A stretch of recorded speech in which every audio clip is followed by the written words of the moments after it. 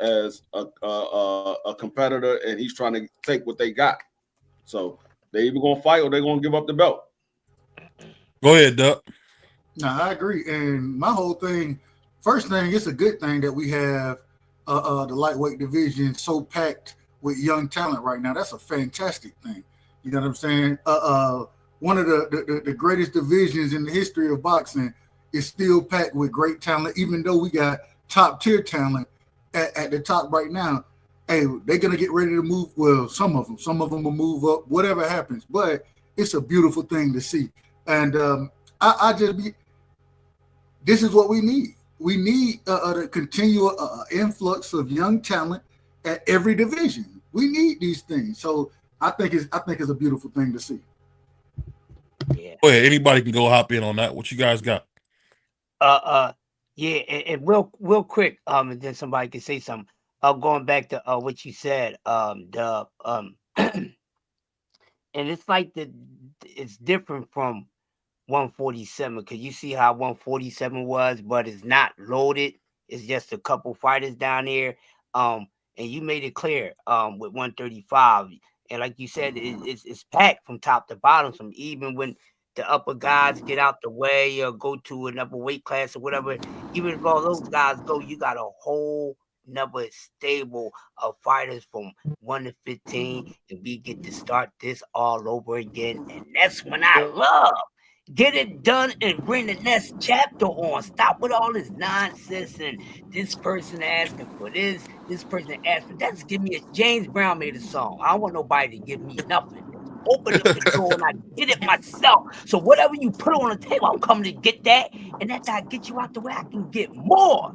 That's game for you young fighters. Listen to the OG. It would take you places. I'm telling you. Take you places, young fighters, y'all listen. That's how I got to be. Anybody else, y'all can go ahead. What you got on it, Juan? Yeah, the division is loaded. I feel like the separation from the champions and the rest of the fighters are kind of clear. Like right now, we would call Abdullah the contender. But besides that, I mean, I think eventually they're all gonna have to fight each other. It's not like we're gonna be sitting here waiting for them. Either they're gonna fight or somebody got to move up. So it's just a matter of time. Honestly, really, that's all it is. And they can put some lovely matchups at 135 when we look at everything that's there. Like Dub said, he brought it to light. Look at all the young prospects. We talk about all the young prospects at 135. There's not too many prospects we don't mention. We talk about all those guys. You know what I'm saying? Mo, and we talk about all those guys. And of course, we're talking about the upper guys and even the guys that's in between, right in the middle. That's loaded. So these promoters, whatever y'all bet to get that thing cracking. It's so much down there, so they can get things rolling and finally we get it undisputed again. You know what I mean? Because Devin is gone, so it's that reset. So it's up for grabs. So whoever want to go get it. And then whoever want to stay there and defend it or whatever, or you done did it, you want to move up or get out the way, keep it rolling. Because that weight class, it's like a number 154. And we don't need the dumb goofiness in boxing to be slowing up. And real quick, to be slowing up and giving us more to keep on complaining about. Because I don't really want to activate the Moist meter for that situation in our past. Let me ask you a quick question then. Right? So like how we sitting here talking about this 135 pound division and whatnot. Right? So obviously, the top, contenders to you guys will obviously be Tank, Keyshawn, Shakur. I would say, I guess now Abdullah. And after that, who you would? Because I think for me, to tell you the truth, that's like the four. That's the four right now. If you were to be like, oh, William Zepeda, he kind of just up and down. Anybody with any kind of type of better skill and some better size than Tevin beats him easily. Then you got Morataya. I see some holes, but I don't see him beating anybody at the top four. And then after that gets kind of shady there, not that going down that way.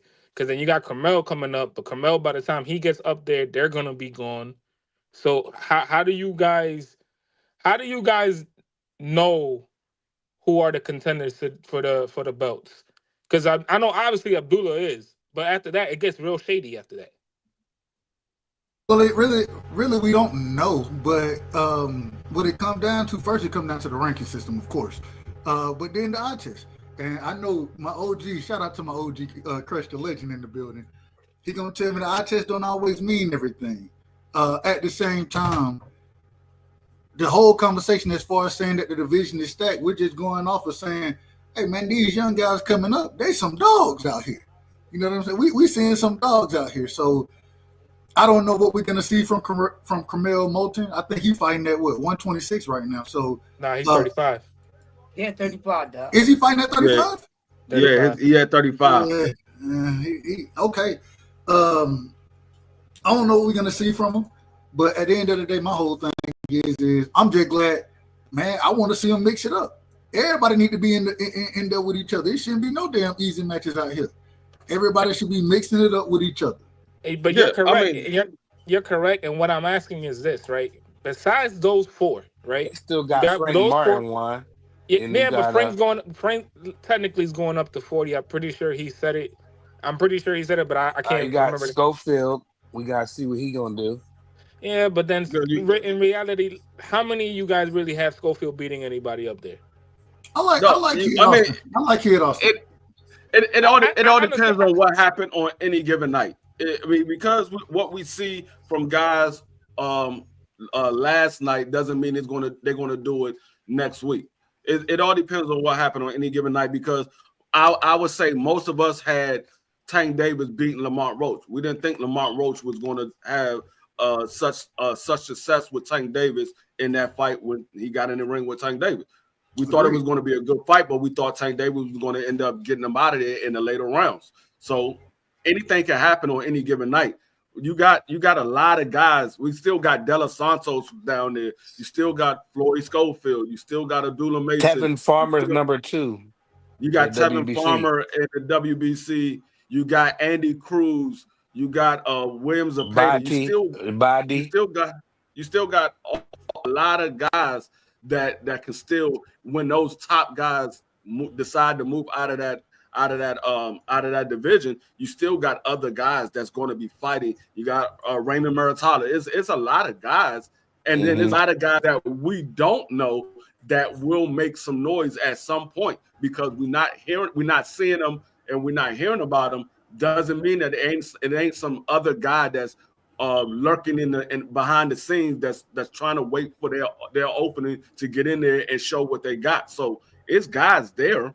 It's just a matter of what happens on that fight night, because you can say this person's going to be that person, this person's going to be that person, but when they get in the ring, it might play out totally different than what we expect, like we saw with the Lamont Roach and Tank. So it all depends on what happened on fight night, because all we doing is assuming what's going to happen. We don't know what's going to happen until the fight happens. We just assume what's going to happen. We got Rayo and De Los Santos. Not Rayo, but is De Los Santos moving up? No, De Los Santos De Los is staying at Santos 35. about to fight. Okay, He about to fight Keyshawn. Right. Yeah, okay, that's right. So he's still in the division. I'm looking at these names. Maxie Hughes, he's rated well. He's down there. I'm looking at names that I'm familiar with. Of course, we free said And see, Martin that's the thing I'm talking Maxayo. about. Martin That's the thing I'm talking Maxayo. about. You looking at the names that you're familiar with. There's a lot of guys that might sneak up. Like, I'm that not you sure "Man, about. I didn't see him coming out of nowhere. I'm not sure about Sam Noix. Well, I'm not sure about him. I'm not sure about it's a lot of Alan guys Chavez. that we don't watch. We don't see because they're But not. being most of televised. these We don't guys, see.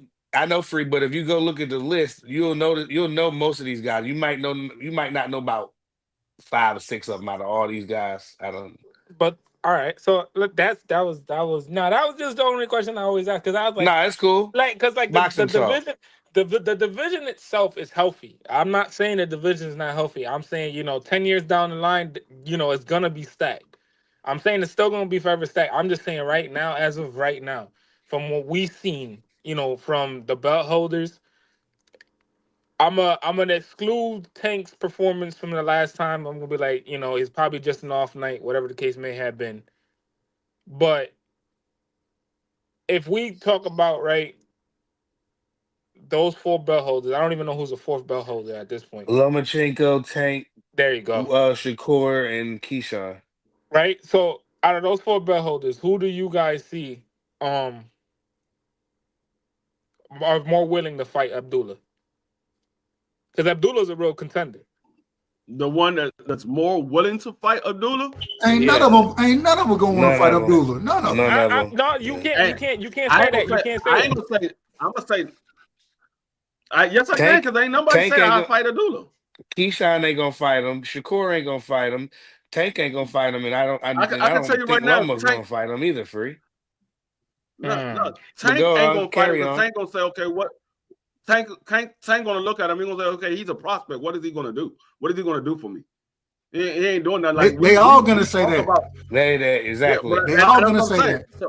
So it's I don't see anybody willingly getting in the ring with anytime with Abdullah soon. Mason right now.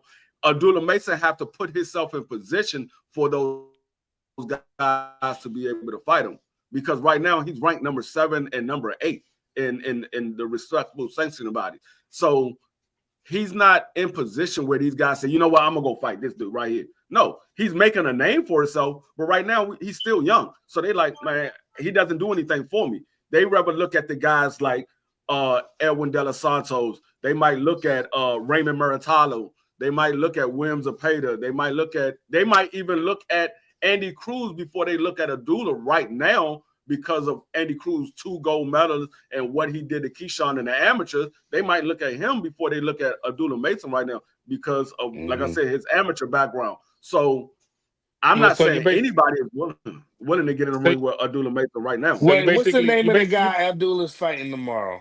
Free? What's his name? I forgot his daggone name, man. So you're saying basically he needs a selling point. That's what you're basically selling to telling me. Like a selling point for him. No, not even that. He just need to put himself in position, right? Like I said, he's doing what he's supposed to do. He's fighting everybody that they put in front of him, and he's getting rid of them. Whether he goes to a decision and beat him unanimously, or he's knocking them out. He's getting rid of them. So he's doing the right thing. He's staying active, and he's keeping his face on TV. He's doing the right thing. So eventually he's going to be in position. I give him probably by the end of this year to be sometime in the middle of next year, he's going to be in position to fight one of these champions. All right. I got another question for you guys. I don't see him on the ranking list either. I got another question for you guys, right? I wanted to put this in the group chat, but it's not, I didn't want to do that because I just get confused with all the numbers and stuff. But is Errol Spence a Hall of Famer to you guys?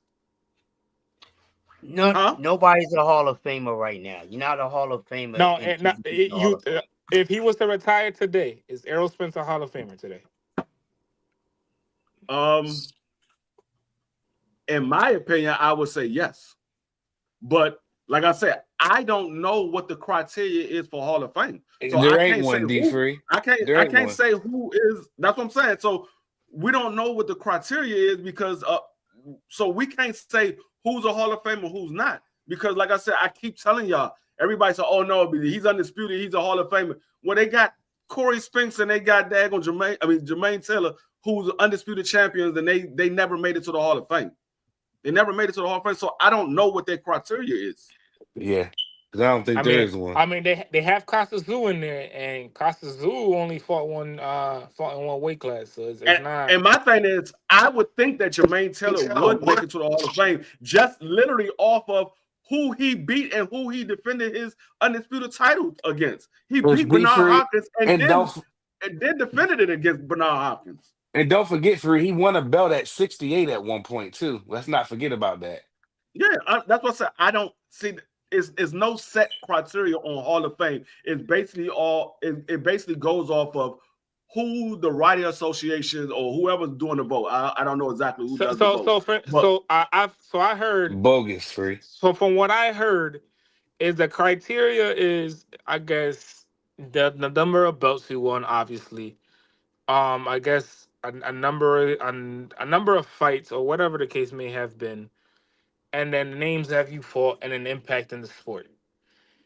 That's what. Popularity vote, man. And in other words, it is a popularity vote. So Yeah, I mean, if you look at the names that he fought, literally, I'm asking you guys. I'm asking and that's what I said. Crush, That's what I Prize, said. In my, D3, Dub, and BVO. If you guys that's what had I a said. vote, In my opinion, Earl Spence is a Hall of Famer because then yes, he was a unified champion. He beat a lot of the names that we know that people said was the big names. He beat Sean Porter. He beat Danny Garcia. He beat Carol Brook. He beat Udenis Ugas. The only person he lost to was Bud, but he still fought him. He still fought him. It's on his resume. Because it's not a matter of how many wins you got. It's a matter of who you fought. Because if it goes by how many wins you got, I don't think Arturo Gatti should be in the Hall of Fame. He lost a lot of fights. What you think, Dubs, sir? Man, I don't understand the Hall of Fame. And because I don't understand it, I'm just gonna be honest. If it was up to me, I think EJ, absolutely, I think he's a Hall of Famer. The way he went and collected those belts one by one, did the heavy lifting. Hey, I gotta give him credit for it. You know what I'm saying? And I think Bud is a Hall of Famer, and that's the only person this man done lost to. So I think that EJ is definitely a Hall of Famer. Yeah, me too, Crush. How about you, Crush? Why wouldn't he be?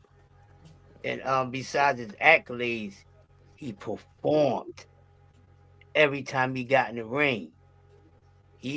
What he came in the ring with that night against Crawford, he wanted to get laid out. So if Arturo Gatti is in a Hall of Fame just off of performance and getting his ass whipped, Errol Spence can just go in there alone because he only got his ass whipped once, but he whipped a whole lot of ass. You see what I'm saying? So of course he goes in there. And anybody that says he does, they out of pocket. And they don't know ish about boxing. I can't say Bud. I don't know. I can't say Bud don't know nothing about boxing. I can't say that. Yeah, I said what I said. I understand exactly what you said. What's the conversation? Marky, if Errol Spence is a Hall of Famer in your book, in your personal opinion, Marky, not nobody else's, your personal opinion. No. Why do you say no? Because Corey Spinks in the Hall of Fame, so how can I say Earl Spence is a Hall of Famer? Corey Spinks was undisputed. Now the opposition to that is you got to remember Costa Azul is in the Hall of Fame, and Costa Azul didn't fight a lot of names. I mean, Costa Azul, he put Zab Judah to sleep in 2 rounds. That's the only name you have on that resume. That's the only name you have on that resume. Did he So beat Castillo? Did he the fight Jose Luis Castillo or no? No, I don't think he did. I think he might have.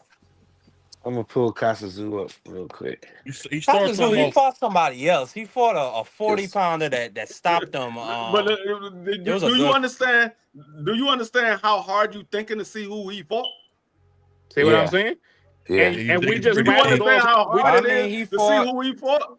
And we just rattled off like 5-6 names off of Errol Spence's resume. Like that's not even. I'm not even going down to Lawrence Bundu. I'm not going down to Lawrence Bundu. I'm not going down to Chris Algieri. I'm not going. I can name names all day if you want me to. Shelton said Costa Azul lost to Ricky Hatton.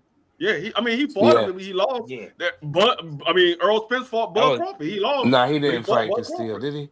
No, he didn't. He didn't fight. I'm looking at it. He fought. I remember he fought Chavez. He fought Shamba Mitchell. He fought That was after Shambe had that knee injury. So what's the name of that? What's the name of that Cuban? He fought Roger Mayweather. That Cuban. What's the name of that Cuban Fernell knocked out? Yeah, Casamayor. No. He fought Roger Mayweather, dog. I ain't know that. That boy was a good Cuban back at 140. But I mean, that's the one. That's the one we judging Costa Azul. I think Costa Azul get judged based on the 140-pound division at the time. If you want to say Earl Spence is a Hall of Famer, that's cool. I don't have him up there. What's going on, A1? Was Costa Azul a unified champion? Yeah, he I was think I believe so. undisputed. I believe yeah, he was He was. undisputed. I believe.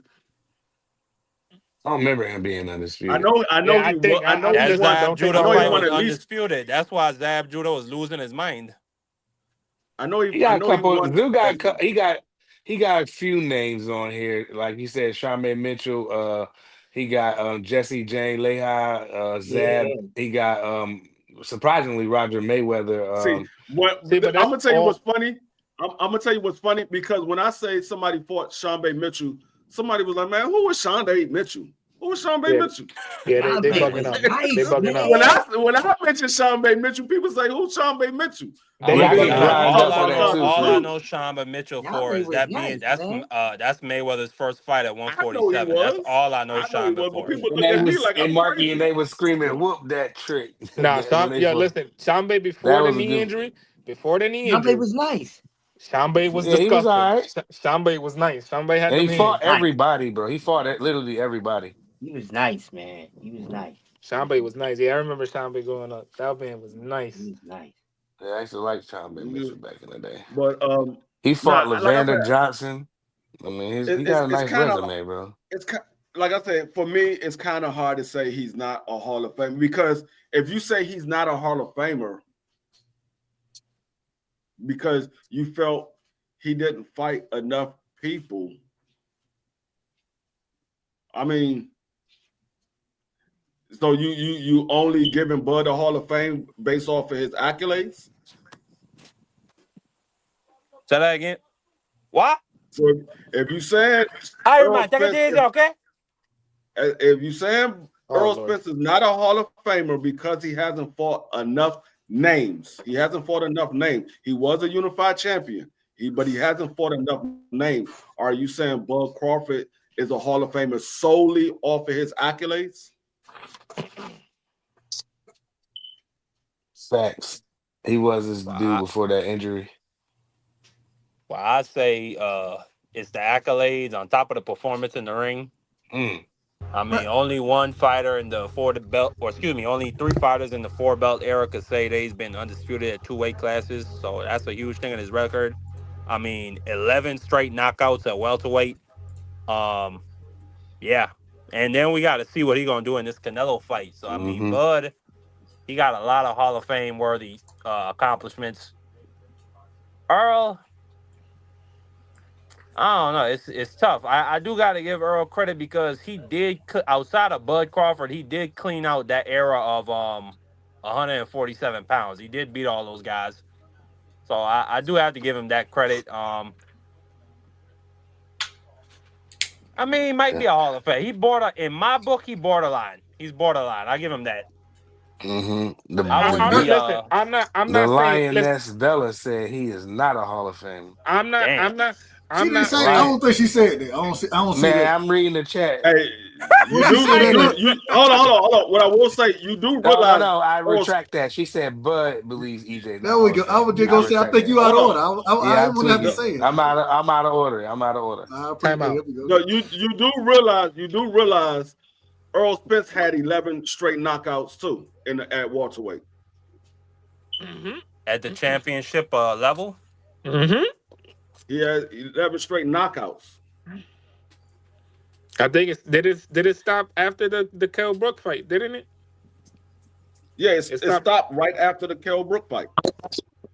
So look at I mean, it's hard, but I feel like for me, when you talk about Errol Spence, we talking about somebody that fought everybody at their best, except for Kell Brook, if that's the personal opinion. But if you look at it, he fought everybody at their best. Maybe not Danny, but like again, everybody at their best. Man, Danny ran from him, man. Exactly. Hold on. Hey, real quick, shout out to my sister Bella. Bella, how you gonna say EJ didn't do the heavy lifting? He definitely did. That man literally when he collected all the belts. He was holding on to all the belts. Outside the one Bud had. And if you want to say stalled Bud out, something like that, okay, I can go with that. But that man still did the heavy lifting as far as collecting the belts. He did that at 47. Yeah. That's a fact. Oh, come on, man. Get her up here, yo. She be Nah, Hey, the link you in good. the It's the all link in the chat. It's all it's all it's all based off. based to your opinion. It's all based to your Yeah, opinion. It's because just I'm just saying. I think in my when book you is. say like what Shelton said, he said how many Hall of Fame fighters did Earl Spence fight? How many Hall of Fame fighters did Bud fight? Think about it. If you're really thinking about it, really think about it. Because some of the same names that he fought at 47 was the same guys that Earl fought at 47. So if we saying some of those guys are Hall of Famers, Bud get credit for him and Earl get credit for him. Mm-hmm. All right, hold up, man. I don't know what's the point of denigrating fighters, bro. Like Wait a minute. Bud best win right now is Earl Spence. That's his best win.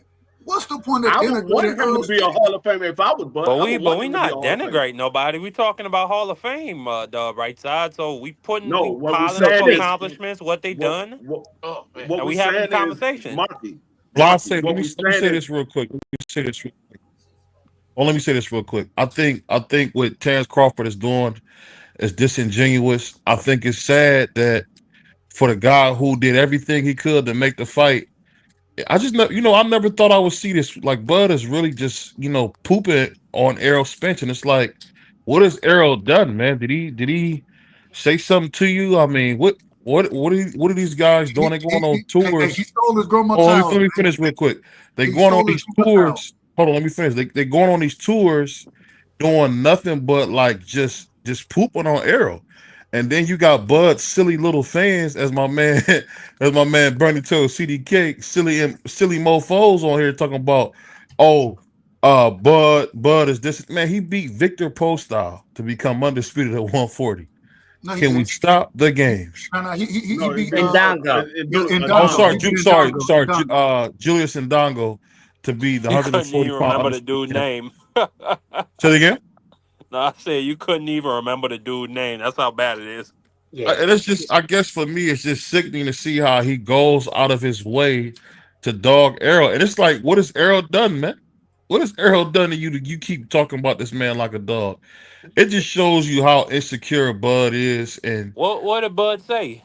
But so as he Bud said that basically you can't put Errol in the Hall of Fame. yeah, basically that's what he basically said because he said I forgot how it was, but he was like he really We don't didn't gotta fight explain it nobody. verbatim, man. I mean, my thing is, in the International Boxing Hall of Fame, they only put We 3 got guys to in you every can't. year. I've never seen you on here before, Santos. I'll tell you No, camera on. Santos good. Santos good. He good. Oh, okay. No, but see, Yeah, the they thing only is, they That's the only put OG 3 right there. That's the OG. Okay. see, Yeah, the salute. thing is, They only I don't understand this. well, damn. You will want him to be in the Hall of Fame, so you can have that on a resume. That's what Floyd always big up. Look at how many champions I beat. He always gave the props to his opponent. He want people to say these guys were great guys because he wants to get the full credit of beating those guys. If you saying they nobody, how good of a boxer are we saying you are? Hey, That but doesn't make you any heard sense him. to me. Hey, but you heard him before the fight, D Free. He said the people like to say that everybody I fought was nobodies. Well, after this fight, you're gonna be a nobody. So he said that. They said they nobody because you saying they nobody. Hey, real quick. Santos mic check real quick, bro. Well, whether they Hey, somebody can or you hear me? nobody, I put hands on them. Can you hear Yeah. me? Santo. We Can you Hey, talking. hear me? man, listen, before Santos cook. Hold man, on. listen. I just want to get a mic check from him. Huh? Yeah, Y'all- he Yeah. good. You heard Can me? y'all hear him? Y'all, Yeah. All right, Yeah, good. man. y'all can? Yeah, I hear you. Okay. Go ahead, Hey, OG. I was No, just let him go. let me say Go this Go ahead, real Santo. quick. He didn't say he said he didn't think Earl's career would get at this point would get him into the Hall of Fame. Now we got to remember something. He was saying that before he got the fight with Earl. He was saying if he didn't need Earl, he could retire and he would be in the Hall of Fame off of his accomplishments. He was saying that Earl couldn't do that. So I don't think he was trying to slight Earl in the fact of because he beat him. I think he was just speaking what he feels is facts to him. That's his opinion. And he did say that's his opinion after he made the statement. So, I mean, you know, and if you check with some of the other fighters from, you know, earlier eras and some of the old school fighters, they have a mix of, some of them are saying what what Terrence is saying, and then some of them are saying the opposite. So I mean, it's opinionated. We're not sure what's going to get these guys into the Hall. If you got undisputed multiple weight divisions, being a champion and things like that, and your record is pretty stellar, 9 times out of 10 you'll be in the Hall of Fame. But I think Earl did a great job. He unified, but he was in one division. Now, the only other person I know that, you know, I ain't gonna say the only other person, but I know Marvin Hagler only fought in one weight division, but I mean he did some damage, you know, for years. Now, the biggest fight Earl had, he lost. So, I mean, it's opinion. It's an opinion. We don't know. He may not be first ballot, but he probably get in my opinion. But we don't know. But I don't think Terrence is trying to slight him. I think he's just speaking what he feels is fact to him, based on his knowledge of both his and Earl's accomplishments, as well as other fighters. Well, no, I mean, I agree with that to a certain extent. The only thing I disagree and is not what you said, is based off of what Buzz said. Me, in my opinion, he needed that fight with Earl in order to make it to the Hall of Fame. Because based off of his resume alone, he wasn't good enough to be in the Hall of Fame. His resume wasn't good enough to be in the Hall of Fame. Yeah, he was undisputed. Hold on. Hold up. Let me finish saying what I'm saying. Then you can talk. Let me finish saying what I'm saying. Based off of his resume alone, it wasn't good enough for him to be into the Hall of Fame. Yes, he was undisputed. But like we just said, you got Corey Spinks, you got Jermaine Taylor. Jermaine Taylor beat Bernard Hopkins and defended against Bernard Hopkins. He's not in the Hall of Fame. So just because you're an undisputed champion doesn't mean you're going to get into the Hall of Fame. We got proof of 2 undisputed champions that's not in the Hall of Fame. So I'm just saying he needed that fight with Earl Spence to solidify his spot into the Hall of Fame. Because before that, I don't think he was a Hall of Famer. And I think we all thinking too hard on it. Because everybody that's in the Hall of Fame is not undisputed. Okay, we got a fictional character in the damn Hall of Fame, and we sitting up here talking about these fighters putting in damn work. Are you serious? We got a fictional character, and we sit here talking. I don't think he should get in there, and he shouldn't. Then we got a guy in there who was just notoriously known for getting his ass whipped. And we sitting here talking about if he shouldn't get in the Hall of Fame or not. Man, all y'all tripping. It ain't that damn deep. The get in it ain't even as serious as y'all making it. And that's just the facts of it. It's a popularity goddamn vote. Because if that was the case, there'd be a lot of fighters that would not be in the Hall of Fame. And none of these guys right now are Hall of Famers. So stop saying that. They're not Hall of Famers. The people that's retired and in the Hall of Fame, they are Hall of Famers. Stop saying that. Their careers are not over yet. Stop basing it off of what they're doing now, because any fight can change the decision for them. Anytime. Their careers are not over yet. Pump the brakes. Can they be future Hall of Famers? Yes, but none of them that's still active are Hall of Famers. And I pass. Well, you gotta understand. It ain't many fighters who are champions in multiple divisions, and we're talking about one guy who was a champion, who's been a champion now in 4 divisions, undisputed in 2 of them. Undefeated record so far. You're right. If they're active right now, they're not Hall of Fame. It is opinionated, and those of us on here talking about it, we don't get to vote on it. But the ones that get to vote on it in the years to come will have to say on who goes into the Hall of Fame or not. Also, if you have to ask yourself, if both of these guys never fight again, how do you see that? What's the ending story of their career? Real quick, and I'll pass to Mike. They never fight again. Satisfied. I'd say overall, they both had great careers.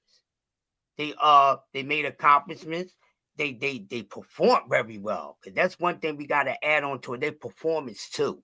No matter who they got in the ring with, if they was in there with guys, and if we know it was supposed to be a separation of level, both of them men did that. Bud even did that. The goddamn Arrow on that night. Forget the excuses. And I'm an Arrow man. So those things you have to take in place. So both of them, if they retire right now, they are the shit. Excuse my language, in my opinion. And they in my Hall of Fame because I don't even give a damn about their Hall of Fames because I think for myself. And I pass the mic. Yeah, I think if both of them retire right now, I think both of them did well in their career. One did better than the other as far as accomplishments, but I think both of them did well in their career. I mean, you got to look at Earl fought everybody there was to fight at 47. He literally beat everybody there was to beat at 47 except for Bud Crawford. And like I said, it's not a bad thing that he lost to Bud Crawford because most people had Bud Crawford number one pound for pound. So if he lost to the number one guy, he was supposed to. He was the number one guy in a lot of people's mind. Bud was number one pound for pound. Earl was number two or number three in some people's opinion. So he was supposed to lose if you look at it that way because Bud was number one. But either way, even if Bud would have lost to Earl, Bud lost to the best guy at the division. Bud had the 3 belts. He beat everybody else there was to beat. Bud beat some of the same guys that he beat as well. So it was the 2 best guys. Somebody got to lose. It's the same thing when we look at Tommy Hitman Hearns and Sugar Ray Leonard. The 2 best guys fought each other. One of them had to lose. Sugar Ray was the one that came out on top. But we didn't say that, oh, Hearns is not a Hall of Famer. No, Hearns continued on with his career, and he still fought some other guys. And I heard what you said about guys moving up and fighting and becoming multi-division champions. But you look at guys like Hagler. Hagler didn't move up. He fought everybody in his division. He became a Hall of Famer. He was never a undisputed champion, but he fought everybody there was to fight in his division. He became a Hall of Famer. Free. He was undisputed? Yeah. And he was, matter of fact, I think he might, yeah, he was the first 3-belt undisputed because he was the first one to don the IBF. Who he lose to? He lost to Sugar Ray. That's it. That's the only fighter he lost to. Sugar Ray was undisputed at 60? No. Sugar Ray was the challenger. Ray was the challenger. No, Marvin dropped the BA and the IBF before he fought Sugar Ray. Oh, okay. I'm about to say I know Sugar Ray wasn't undisputed at 60. But even still, like I said, the man he stayed at one division. He fought everybody there was to fight. He stayed at one division. He lost to Sugar Ray, somebody who moved up, similar to Earl. He lost to a guy that moved up to his division. So it's not far-fetched to say, you know what, Earl Spence might be a Hall of Famer. It's not far-fetched because we look at these other guys that fought a lot of guys. And if you go back, if you wasn't following boxing back then, if you look at people that Hagler fought, a lot of those guys are not going to jump off the page to you because you wasn't around to know about boxing back then. You only go by what people talked about. So some of these guys that you look on Hagler's resume, you be like, man, who was this guy? Who was that? It's the same thing like Sugar Ray Leonard. You look at Sugar Ray Leonard's resume and you be like, man, who was this guy? But if you was back then watching fight, you understood that these guys were good fighters. They just wasn't top name guys like Sugar Ray, Hagler, Duran, and Hearns. They wasn't top name guys like that, but they were good fighters and they beat him. He beat him. Before Hagler even let me say this real quick to kind of change. Let me say this real quick to kind of change the subject just a little bit. There's been a lot of reports going on, a lot of misinformation around Turkey Sandwich. Recently, I was watching Turkey Sandwich was talking about his commitments in boxing, saying he's not sure if he wants to continue. On top of that, we also heard that the United States Justice Department has launched a full investigation on him and his organization.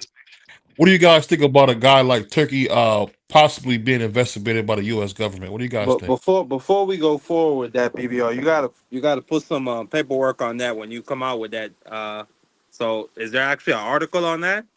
Yeah, I'll pull it up. It's with the Wall Street Journal. Hold on one second. Oh, okay, all right. Yeah. Well, if that's the case, if he's doing something illegal, I hope he gets his day in court. Yeah, and good for him. Hold on, man. Hold on. Is this? I gotta see this Oh, because one second. I ain't heard. I He follow said, politics. I follow news. I ain't seen none of this right here.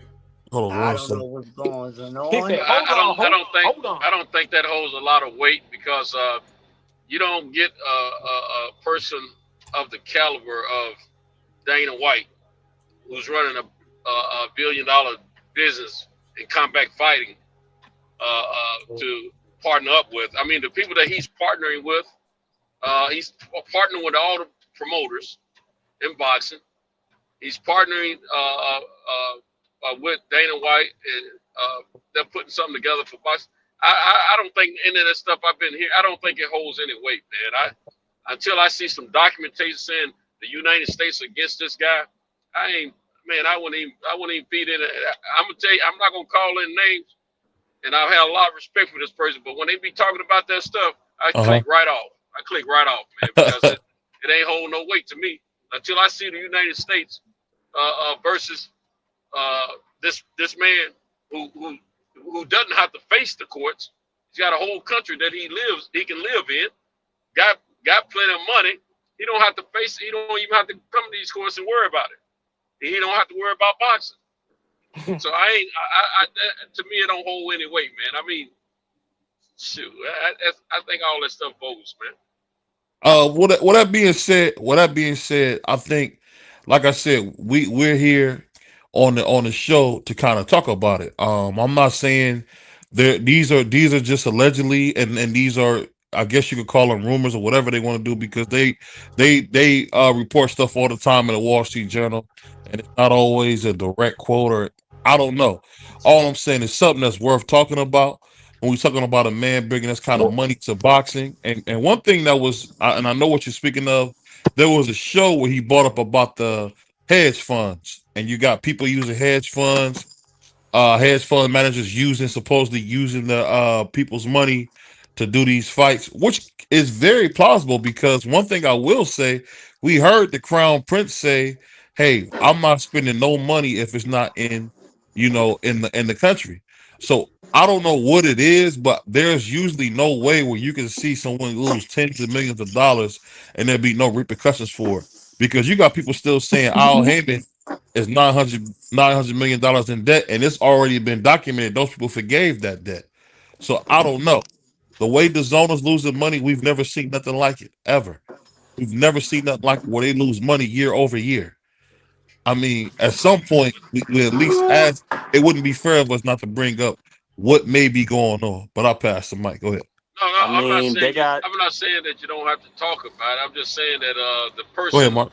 that we know that rings the bell about it the most on these airways, I can't listen when they get to talk, because they speaking from a biased tongue, and because they're not that person. I know them to love boxing, but it seems like here the past year and a half or two, they love they're being more in love with certain boxers, But and but man, you know. I ain't trying. but I'm just gonna be honest. I don't forget who, and I don't know exactly who you're talking about. And you know, you the OG still talk, but damn them, talk about the topic. I don't want to hear what they gotta say. yeah, yeah. They not I'm here. not. They can talk about. I'm just gonna say this though. When it comes down, when you got folks dealing with multi millions of dollars, hundreds of millions of dollars, billions of dollars, or whatever, you best believe you been whoever's trying to go in business with one another, they vetting each other. You can believe that they vetting each other, because there's a lot of money on the table. There's a lot of things that can affect the person who's innocent going into a deal. So it's going to be a lot of vetting going on. So we can talk about it, but I just want y'all. I don't want y'all to feed into that too much until you get some concrete evidence. You know what I'm saying? That's all I'm getting Go ahead, Marcus. Yeah, so no, I was just gonna ask. You said that this is a story being reported by the Wall Street Journal. What exactly are the charges against him, or what are they trying, or what is, or are they probing him for? Well, there goes BVO. He left. I guess it was nothing. Um, but if Turkey is doing some spoopy stuff, I hope it's exposed to the public, and yeah, I hope whoever is responsible is held to the fullest extent of the law. You know, good for them. BVO, you Yeah. ducking right, nigga? So you running? You running like Yeah, that? BBO, Yeah, I I can't, caught that. we can't even have a real discussion. You said it's charged. You said that he's being investigated, but what for? That's No, I Hey, all. think well, did he put up the clip or Nah, he the ain't put No, up the he article? didn't clip. put He nothing ain't up. put he up trying to. nothing. I The think I man, he mean, also he trying to might, pull it up. you know, BBO have that messed up internet, so he might be looking for it. He probably gonna be back. Yeah, yeah, yeah. It's, You I know, mean, we on his channel. He got to come back. he got Right. will he come back? to go back. D3 said Oh, he got the You Barack can blame it Obama. on me. I was all I'm running. saying is I don't know. in my opinion, it's pointless to talk about. If I Yeah, don't see any concrete evidence, any concrete, yeah. what you want me to say? He being investigated for what? What did he do? What did it? I got to see something, and I haven't Not seen only none of it. that, Hey, I haven't listen, seen not none of only it. that. I mean, the this is what we gonna Saudis do, man. they I don't think dump. that's go. My fault, Mark. Go ahead. No, I was just gonna say BVO saying that they losing $10 million and they not worried about the losses. I mean, they dump way more money into soccer. They lose so much money every single year. They paying Ronaldo right now. They paying Ronaldo $300 million a year, and that Yeah, Saudi Super League over there is not bringing in nowhere close to that. So and so what you got to understand is these are like they're not even billionaires. These are oil people, so they don't even have to report all their wealth. Well, They yeah, $10 million they trillion for a Terrence trillionaires. Crawford fight, that's nothing to them. They trillionaires. So Probably shit. yeah. Uncle, what you got?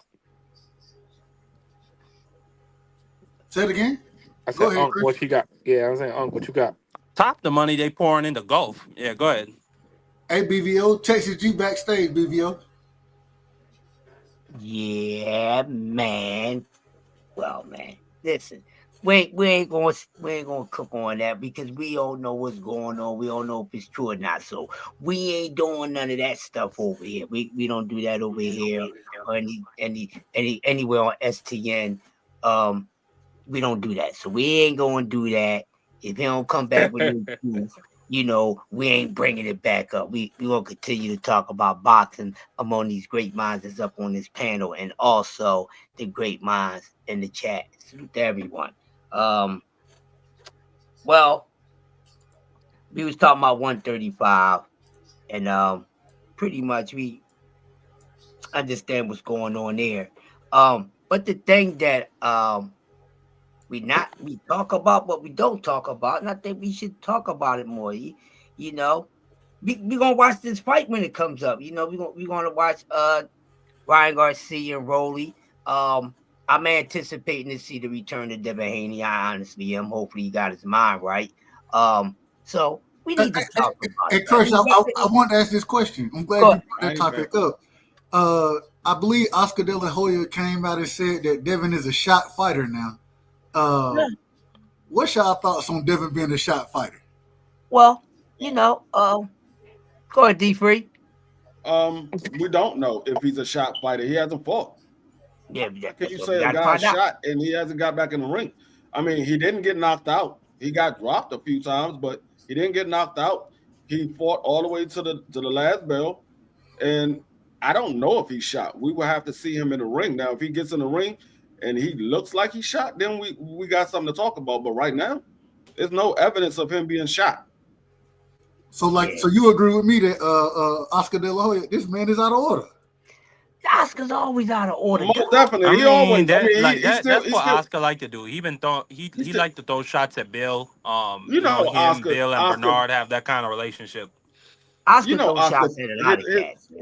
His thongs be too tight. You already know his thongs be too tight. So, yeah, I mean, it is what it is. He'd be upset, man, because he tried to order some titanium spatulas because he bent and broke all the gold ones, and they haven't sent you no titanium ones yet. I'm just saying, don't get mad at me. This is what that man Oscar, he on his 50 or 60th birthday, he said he was going shopping for some new thongs. So don't get mad at me. That's what he said. He put it on Twitter. And he took his transition wife with him. Ugh. Hey, they got Transformers. they got beef, they Robots got in the ongoing beef from sky. the lawsuit and all that kind of stuff, man. Transformers. More Don't forget, than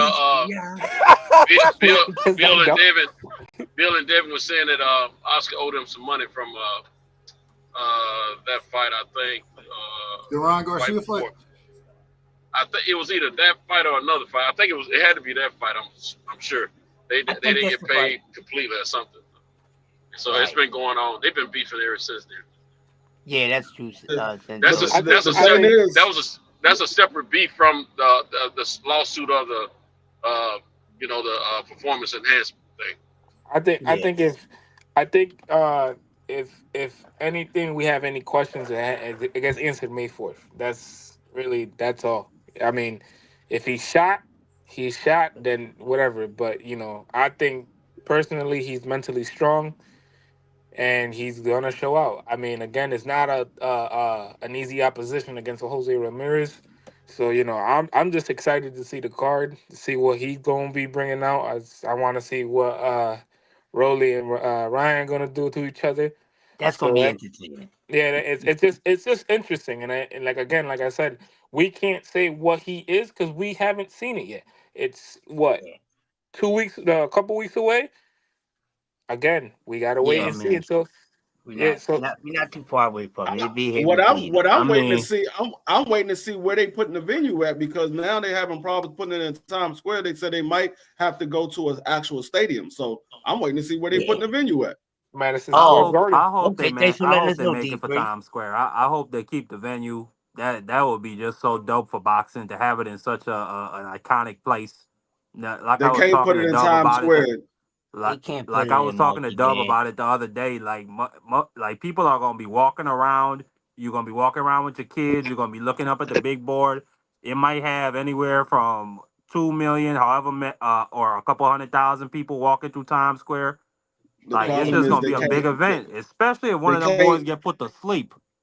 Mark it down. They can't put it in Times Square. They don't have the resources to be able to put it there. That's why they trying to find another venue. So they can't. They don't have the police force to be on call like that to put it in Times Square. They will have to shut that portion of Times Square down. They're not going to be able to do that. Times Square you got to remember, this is on a Friday. This is a work day.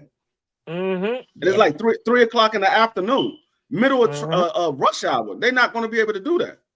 They only shut Times Square down one time a year, and that's for the big ball drop. That's the only time they ever shut Times Square down. They're not going to be able to do it. And even that's at midnight here. I think if we're gonna be talking about realistic venues, it's gonna be in Madison Square. Why not? Again, it's one of the meccas of the sport. Put it in the big room. I mean, it's gonna sell out. Put it in the big room at that point. Like it's just it's a private event.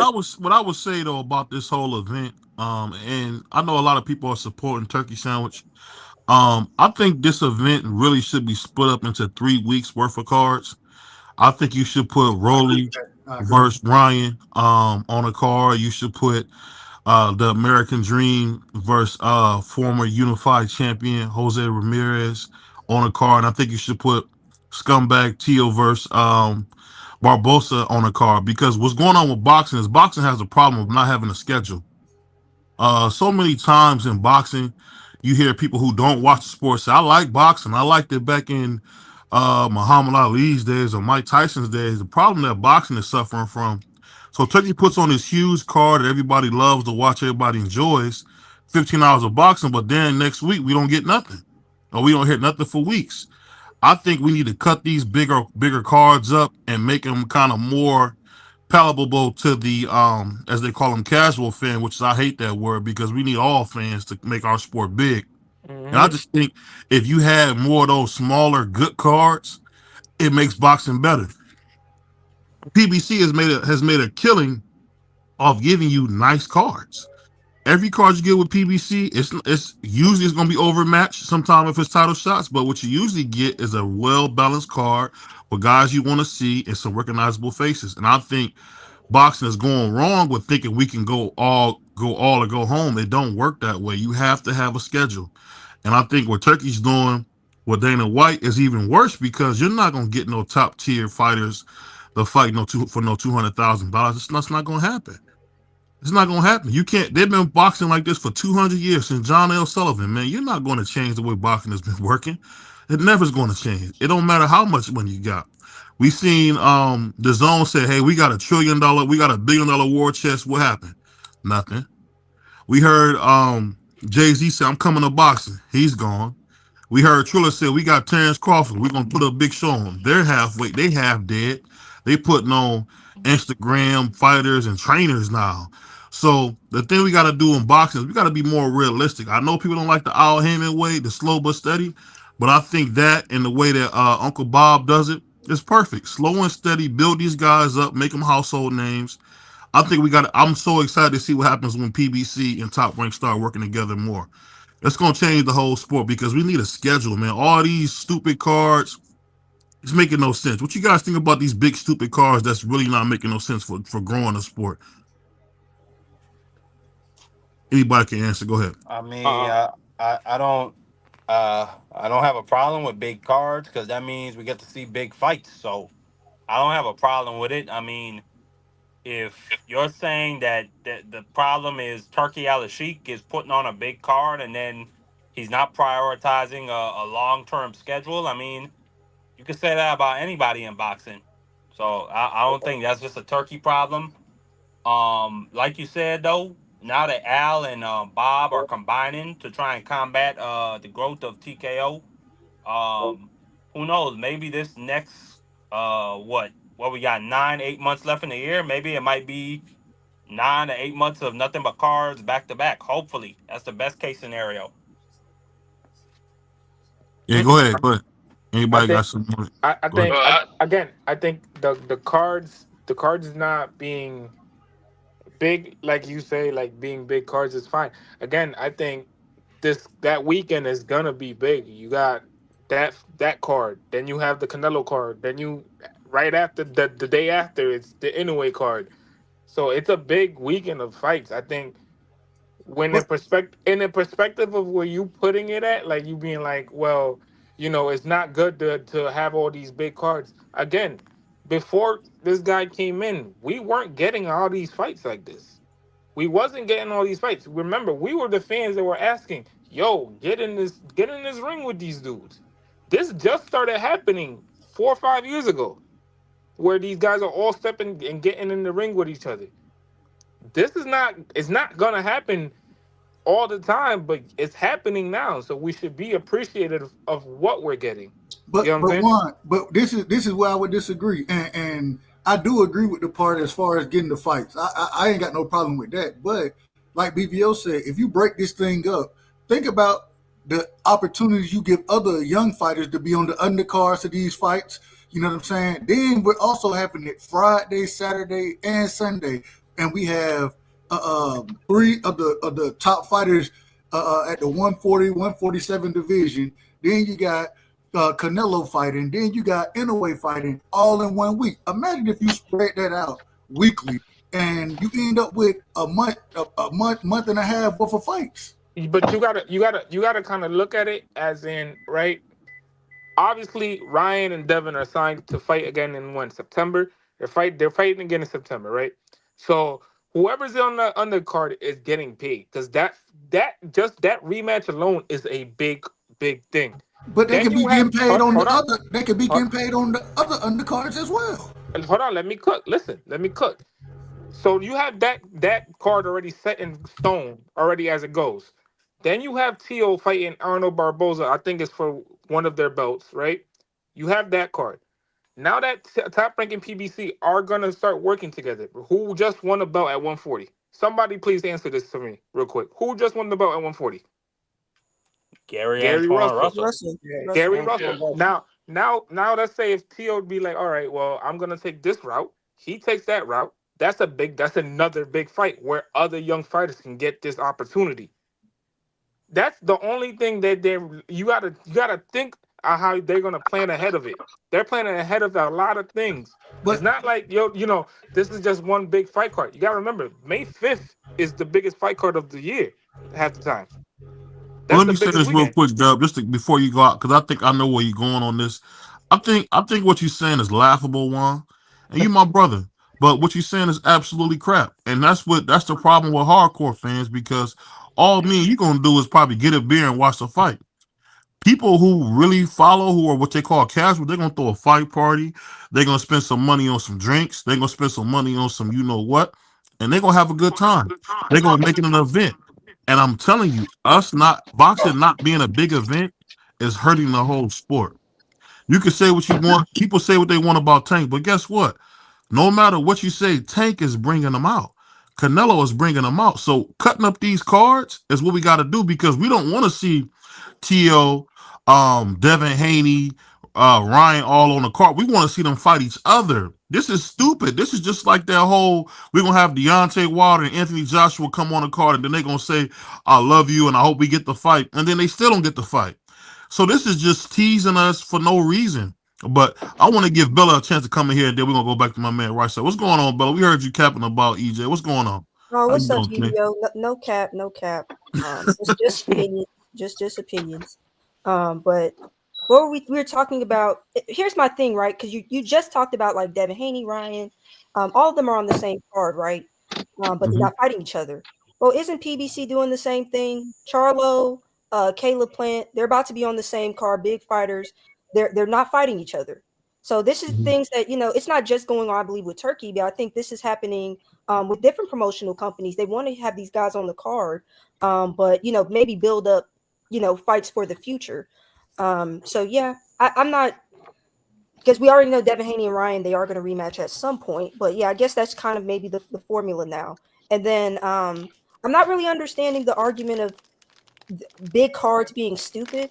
I thought as boxing fans, like, we want like big fights, and we want When I say, I'm talking about it being top heavy. Let me say not stupid, baby, being a little too top heavy. That's what I'm saying. So you would just prefer, like, say, okay, this Riyadh season card we just had, right? It had Beterbiev Bivol, it had Martin Bacoli, Joseph Parker, it had Zane Carbayel. Like, these are some good fights. You're just saying you would just like to see these fights spread out amongst cards throughout the year, rather than Well, just I would put like this: what if we had a whole month or consecutive days of those fights? What I'm just saying, boxing needs to get a schedule.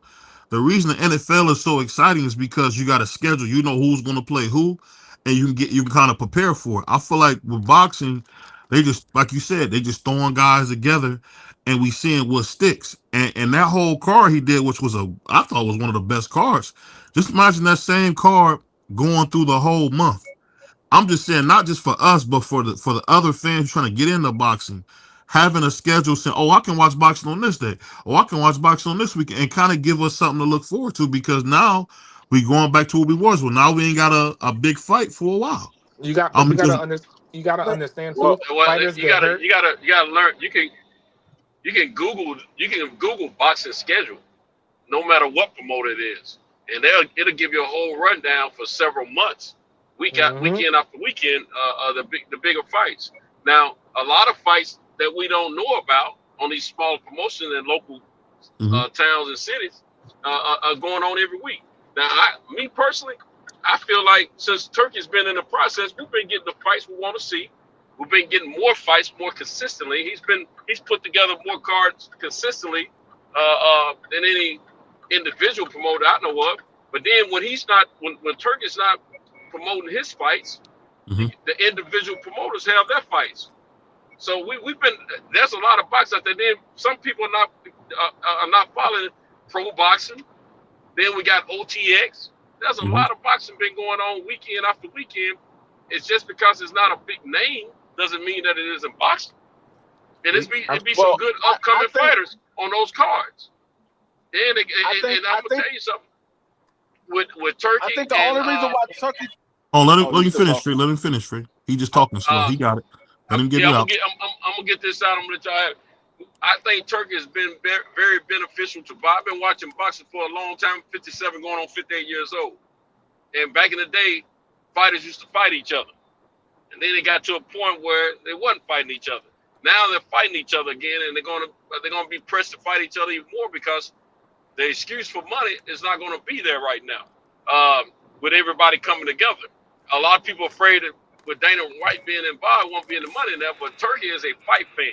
He want to see big fights, and he understand they got to get paid. So I don't think he's going to let Dana fleece the business where the guys are not getting paid decently. I think we're going to be enjoying a good ride of boxing, and I'm going to sit back. And like you said, I don't drink beer, but you said like these hardcore fight fans might have their beer or whatever. I'm gonna sit back and enjoy it. That's what I'm gonna do. Yeah. Yeah. Go ahead, No, Fred. I was about to say I think the reason why Turkey is able to put on so many cards is because of Oscar and Eddie. They lending their fighters over to Turkey because Eddie used to put on a card basically every weekend. But now Eddie's not putting on cards like that because he's letting Turkey put on all the cards. Same thing with Oscar. Oscar used to put cards on a Wednesday night or a Thursday night on the Zone. He's not putting on cards anymore because they letting Turkey put on all the cards. Oscar I had get some what you're fights on saying, last week. but check this out. When I'm asking you guys to look at it as, because you made a good point about looking it up. The thing is, most people, because you from the older generation where people look things up, people want things handed to them, and all I'm saying is for those fans, those Instagram fans, those TikTok fans, because those are the new Generation X, or those new early 20s, mid 20s fans that you want to get into the sport. I'm in my mid 30s. I'm already locked in. I'm saying to garner new fans to make more money for the sport, which makes the sport bigger. At some point, we gotta reach those younger fans. It can't, and it won't be by us saying, "Oh, you can look it up," because you're right. There is other fights, but that's because me and you are hardcores. But I'm saying boxing needs to have a schedule that's known, so people can follow the fights. One thing about Don King will put Julio Cesar Chavez on a fight with Mike Tyson. So I'm not saying supercars are not good. I'm just saying we got to have some type of schedule to where you can kind of get excited, get to know the guy, kind of following. And I think we don't have any more stories in boxing, and that's what's I killing us. mean, We I don't mean, got the I, stories. I mean, Go ahead. if you're really talking about stories, right? What's the biggest story, right? Then Ryan Garcia beats Devin Haney. 2 days later, because that's what happened. 2 days later, he pops for Austrian. He gets suspended for a year. He comes back, fights Roddy Romero, wins against Roddy Romero. Same does Devin. Devin wins against Ramirez, and they settle their score in September. What more of a story do you want? What more of a story do you want? Now, on the case of scheduling and boxing, you don't know what happens to these boxers. They can get hurt, they can get sick, something can happen, somebody can pull out, pause. It happens. Stuff happens in the sport.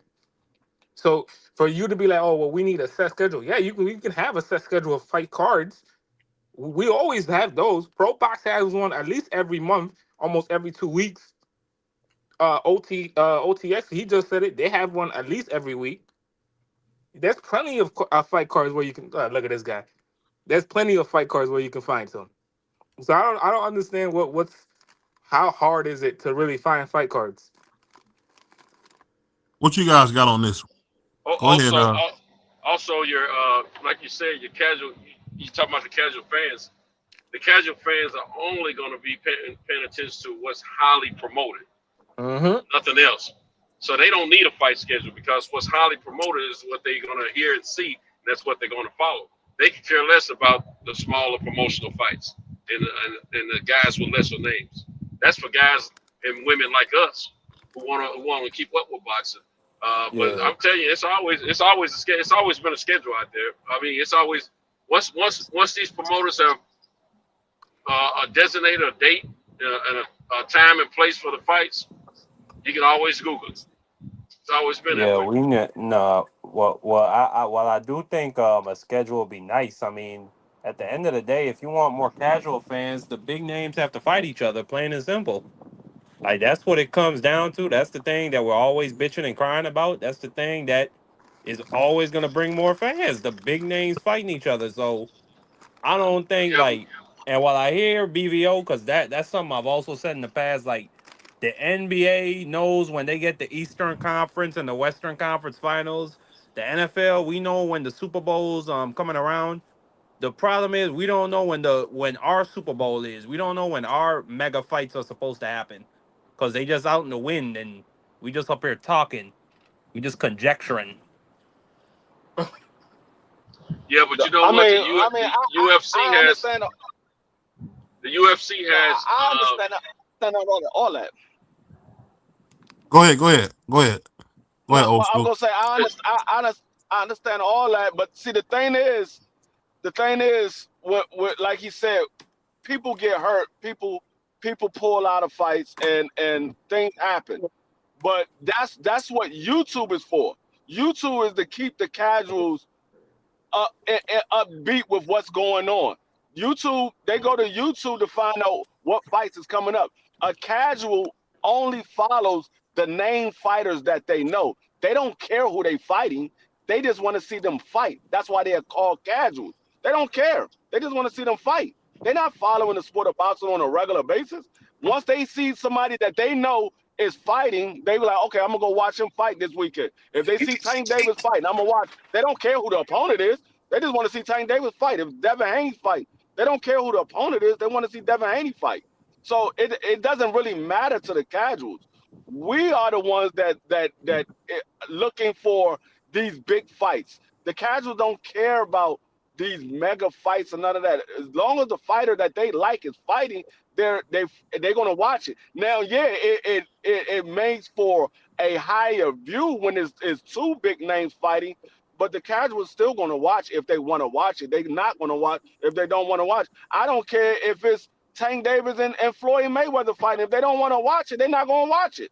Mm-hmm. We're gonna watch it because we die hard. They're not Mm-hmm. gonna watch it because they don't want to watch. I mean, if you go back to the great card, supposed to be the card of the century, they came out and said it did 340,000 pay-per-view buys worldwide. That's 340,000, but it was supposed to be the card of the century, and there was a lot of names on that card. The casuals didn't care about it. They didn't care about it. We were the one that cared about those fights. We cared about those names. That's So why he man mono. That's why he man mono, because he be talking specs. That's what it is right there. but see, let me ask you guys this: does it help boxing to kind of have everything all over the place, or even having our pound for pound star Bud Cropper fighting once a year? Is that good for boxing? What do you guys think? That's not good for boxing. But again, we don't know what's going on behind the scenes. We don't know. We are all here just speculating. We don't know what's going on behind the scenes. Don't nobody know what's going on behind the scenes. It could be something happening. Yeah, you have a fight venue and you have a fight date, but then you won't have an opponent. So now you got to give up the fight date in the fight venue. So it's a matter of circumstances on what's happening in that time at that moment. So we can't dictate anything. Yes, we can Yeah. demand the fights, but it's not like we're gonna get them. Casual example of Manny versus Pacquiao. I mean Pacquiao versus Mayweather.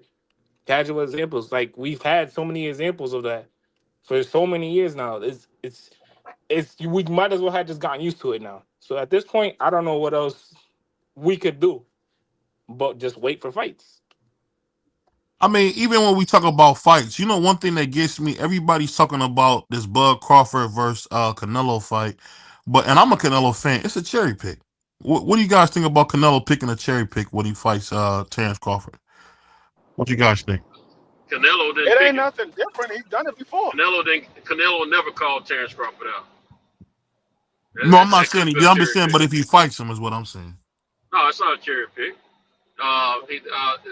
When it come down to like height, length of arms and legs and stuff like that, those guys' size are pretty equivalent. It's just that Canelo's been fighting at a heavier weight here of late. The last few years, he's also always been a little bulky. Even when he fought Mayweather, he was a bigger guy overall if you go by thickness. But skills is a whole different thing. And if you got a guy that's He can nullify some of that stuff you're gonna do to the next opponent, and he can also absorb some of those punches that give to your opponents. A Canelo, he never knocked Floyd down, never had him hurt or anything, and that was a young Canelo. Now he wasn't as experienced he was experienced, but he wasn't as knowledgeable as he is now. But at the same time, Terrence Crawford ain't no Johnny come lately. He's a very highly skilled fighter. So that's a very intriguing fight, in my opinion, skill for skill. As long as Terrence can take those punches, which I think he can, plus he's going to nullify some stuff, plus he's going to set some traps himself, I think we got to fight. I think it's going to be great. And it's great for boxing. Don't forget the great Sugar Ray Robinson went all the way up to light heavyweight. Would have won the fight if he didn't get dehydrated. I mean, and one thing that always gives me, I respect what you're saying, old school, about the older fights, but the older fighters ran like crazy too. Sugar Ray Leonard, everybody talks about, he did not fight Marvin Hagler until he got to his 30s, and we all know. I said Sugar Ray Robinson, bro. I mean, I know I'm not speaking just about Sugar. I'm talking about this in general. I'm saying everybody talks about the older generation as if it was better, but we seen Sugar Ray Leonard run from Aaron Pryor. He was scared to death of Aaron Pryor and never fought him. So I mean, for me, the man has sent them a contract. Go ahead. He sent them a contract. What are you talking about? Aaron Pryor wanted more money. He ran from Aaron Pryor, man. I mean, and when you talk about Hagler, Hagler was the fighter that was active. Sugar Ray Leonard came off a 3-year layoff. No, what I'm saying is he waited till he got in his 30s to fight Hagler, because Hagler had been calling him out way before that. I get what you're saying, Free. Just because you said louder doesn't mean I don't know what you're saying. All I'm saying is this, is that he waited strategically to fight Hagler. He waited. He didn't want none. And I don't know why they don't talk about that. Weight class. What are you talking about? He wasn't at the weight class. He was a 47-pound fighter. But we hear all the time how this person should move up, that person should move.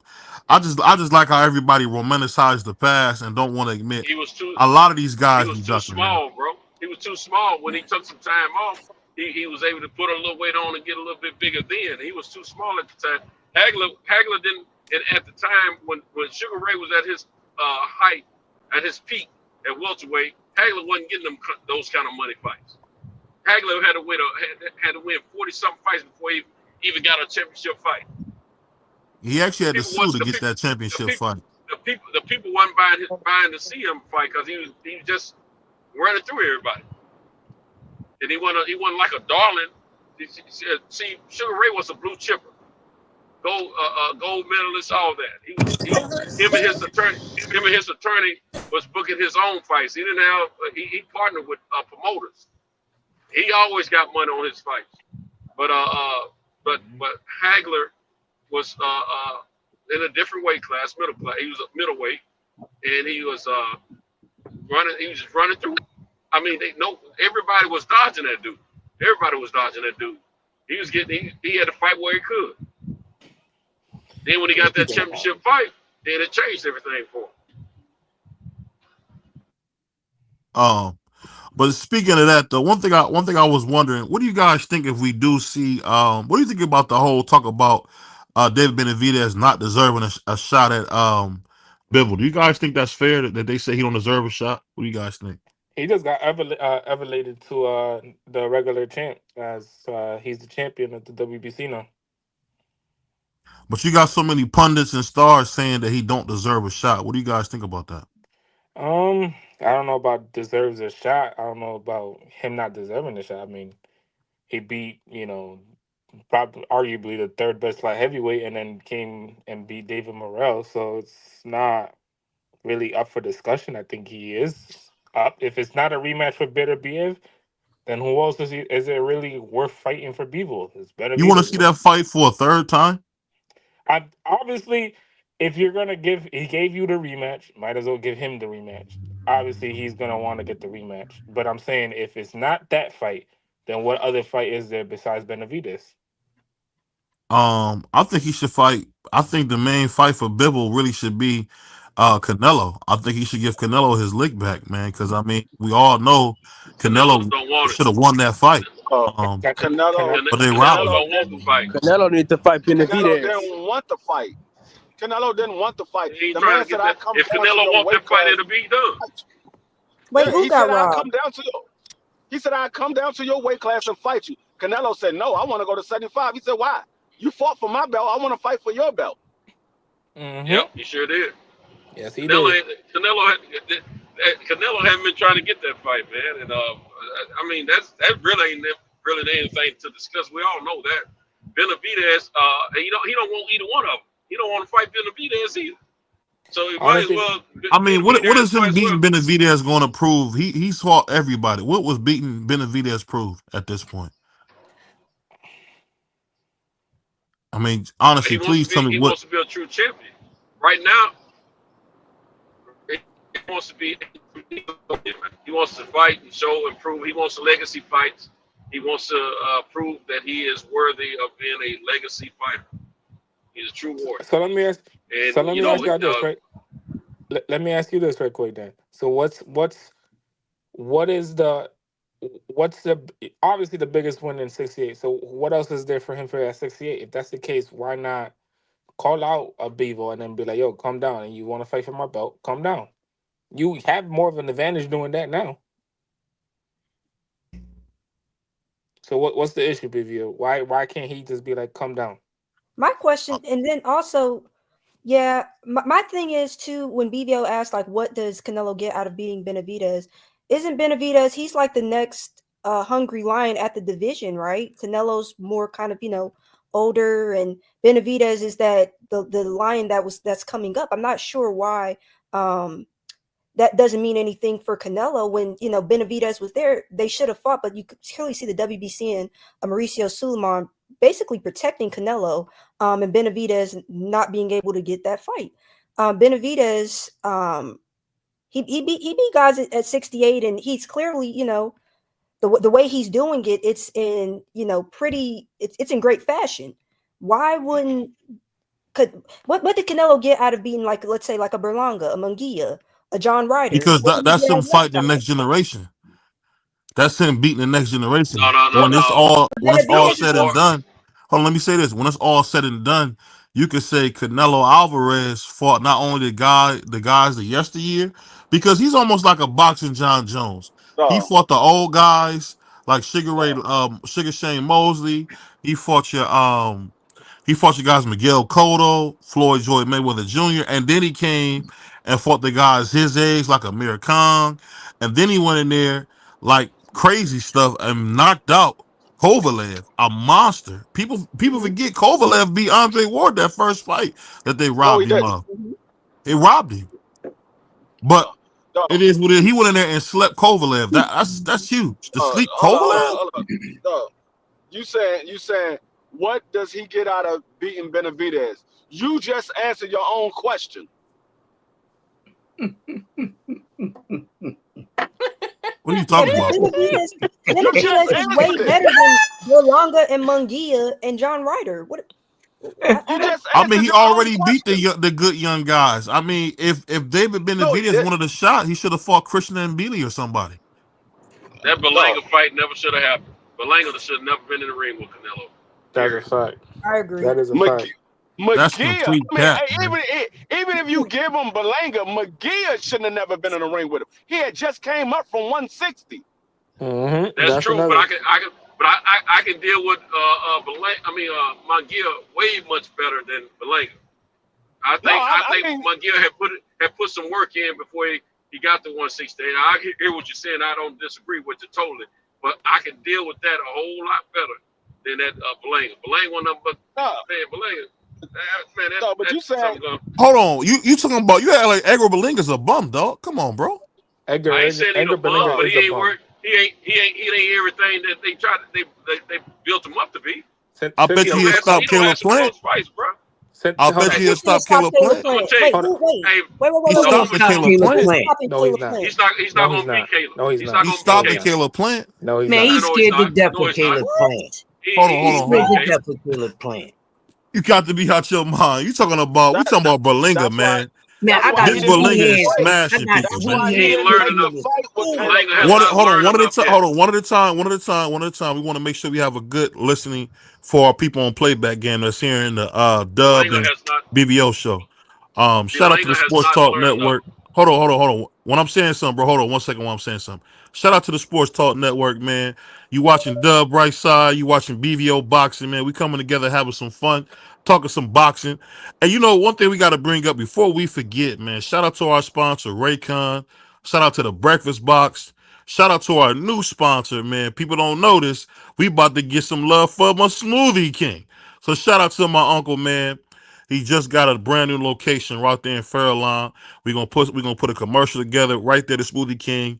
So you're gonna be see the Smoothie King, and not my favorite Smoothie King from YouTube. I'm talking about the Smoothie King franchise. So we got some big things going on over here at BBO Boxing. So definitely tap in. But let me ask you guys this before we move on: what happens when Canelo beats the life out of Crawford? Will he get his credit or will not? Will he not get his credit? What you guys think? No, he's not getting no credit. But go back to what you said, though, because you're not going to just gloss over the question that you asked. Dog, David Benavidez has literally beat everybody there was to beat at 68. The only people that was left for Canelo to fight was David Benavidez. That was the only person left. That was the only person left for David Benavidez to fight. You can't get around that. You want to sit here and gloss over the fact, because I understand you just said it at the beginning of your statement. You're a Canelo fan, so I understand why you gloss over it. But the man has literally fought everybody there was to fight at 68. The only person left was Canelo. The only person that was in Canelo's eyesight, that should have been in Canelo's eyesight, was David Benavidez, to solidify him as the king of 168. That was it. Don't forget that he never entered 168 until David Benavidez was suspended and stripped. Oh, I know. Oh, you talking about when he was on drugs? No, It was he cocaine. wasn't on drugs. It wasn't no enhancement drug. It was cocaine. He was just getting high. Oh, my bad, OG. I'm sorry. Cocaine is something for the kids now. Okay, my bad. I didn't know cocaine was a good No, thing. I'm just saying it's My bad. not a performance enhancer. My bad. Okay, so when you don't feel nothing, like when John Jones had his toe broke, he was high as a kite. I like how people move the meter to make themselves stronger. The man was on drugs. Actually, at that time, it wasn't nothing about him being on drugs when he lost his belt. It was him. He was overweight when he lost his belt. Oh yeah, that was during COVID. Yeah, overweight. I'm talking about the first. I'm thinking about the first COVID. time. Yeah, that's when he was at, I believe, when he had just got to the weight class. But when he lost the belt the second time, when Canelo skipped over the weight class, and then he decided to come back down once David Benavidez lost his belt on the scale. Then he decided to come back down and fight for the WBC belt. I mean, that part. It's sad because you know what? When he goes in there and stops Bud, he's not gonna get no credit. That's the crazy part. Only person gets credit is Bud. That's sad. No, he'll get. If it depends on what kind of fashion he wins in against Bud. If he go in there and he sleeps Bud, no one else has slept Bud. I mean, Bud is a legacy win fight to have. So we seen Mean Machine put him on his pockets. Yeah, but he didn't sleep him though, did he? He ended up getting stopped himself. How did that fight end? Say it again, man. Was that you that said? Who said something? That was Bella. Bella said, "How did what you say, Bella? I didn't hear what you said. My bad. Go again, Bella. Say it again. Oh no, I just said, well, how did that fight end? No, You talking when Terrence on his pockets? No. When Terrence stopped, Mean Machine, I believe he stopped in the 9th round. Oh, okay. I thought you were talking about when he was on his pockets. He won. I mean, but he still was on his pockets. I mean, it is what it is. I mean, if he wins, he wins. If he loses, he loses. I think again, this is probably going to be the last couple years of him being around. He's not going to want to fight nobody. Tell you the truth, he's going to want to get the biggest. Hold on, Shell. We're not going to do this, man. Canelo had a hamburger, and you want to try to come up here telling me he was on. The man had a bad hamburger, man. Stop the games, bro. He went somewhere, had a bad hamburger, man. So it's all right for Canelo to do it, but it's wrong for somebody else to do it. Yeah. Yep. Yeah. He had a bad burger. My behind. He had a whole loaded Angus. The whole You know, cow. liver. He had the whole side of the cow. Yeah, the whole Angus, man. Come on, Loaded OG. with A that bad shit. hamburger should not make you a drug T. But okay. I mean, Cholesterol. his whole camp is full of drug cheats. I mean, it is what it Mm-hmm. is. That's the Juice Crew, baby. The Juice Crew. Mm-hmm. You know what I mean? I He like the big- Juice Crew, man. Shout out to Big Daddy King. I like the Yeah, Juice Crew. and Cinnamon Red is the Big Daddy Kane of the Juice Crew. Oh, Mhm. That's a fact. hold on. Y'all know he got the second best trainer in boxing, Eddie Reynoso, right? Stop it. Yeah. I don't know about all that. He's the provider of the juice. You're absolutely right. That's Him Molly and his Mall. Him and his Yo. Peppy. Y'all going crazy talking about. Y'all really think Canelo did that on purpose? Seriously, come on, y'all. Yes, bro. Hey, whether he did it on purpose or he did it on an accident, he popped dirty. Man, I But they know don't if you say that about remember. Roy Jones when he popped dirty. You Yeah, they Yes, talk they about did. Roy popping dirt. They talk about Roy popping dirt, but you probably don't He remember when did. Yes, he did. when Canelo's body was developing. All of a sudden, muscle. I mean, man, I he was posing and every man, dude. He been working. He was on those. It wasn't no beef. It was a strategized intake of a performance enhancement. That boy body changed like a summer gun. But how is clenbuterol a drug when most football players use clenbuterol? Just a weight Same cutter. reason why the football players use it. Just to cut a little bit of weight. Yeah. So obviously he couldn't cut weight naturally, so he took some drugs to cut weight. Mm-hmm.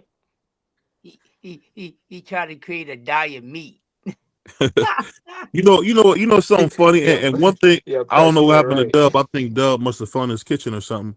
But I think we missing out on one big thing. What do you guys think about now in boxing, where you seeing guys say, "Oh, I want to retire early. I don't want to fight." Does it surprise you that Jarrell, what was his name? Big Baby Anderson, Jared Anderson was saying he wants to retire again. Did you guys hear him say that again? He said he wants to retire early still. I mean, you saw it after his performance. If it's true, because I didn't see it, so I can't say I'm not saying you lying. I'm not. There was saying no fight hype. true. Yeah, I didn't see it, but I mean, we saw his actions at his last fight. He looked like he didn't want to be there. I mean, once they said he won the fight, the man got out of the ring. He didn't talk to nobody. He walked straight to the back. He ain't wait for his team or nothing. He walked straight to the back by himself. Yeah, He didn't want to be there. He gone. wasn't listening to the corner or nothing. He looked like he did not want to be there. And I said that when we was calling the fight. I said, man, the man looked like he don't want to be there. I don't know what's going on with him. He looked like he don't want to be there. That's wild. You got people saying that Eddie Reynoso is a steroid provider. That is nuts. Eddie Reynoso has a clean fight program. That's wild, man. OG, what you think about people saying Eddie Reynoso's the cheat? What you think about that, man? I can't agree with all that. I can't say that Eddie is a cheat because I don't know if he played any part of what went on with Canelo or not. So I can't say that. I don't have any evidence of that. I'm not going to put that on him.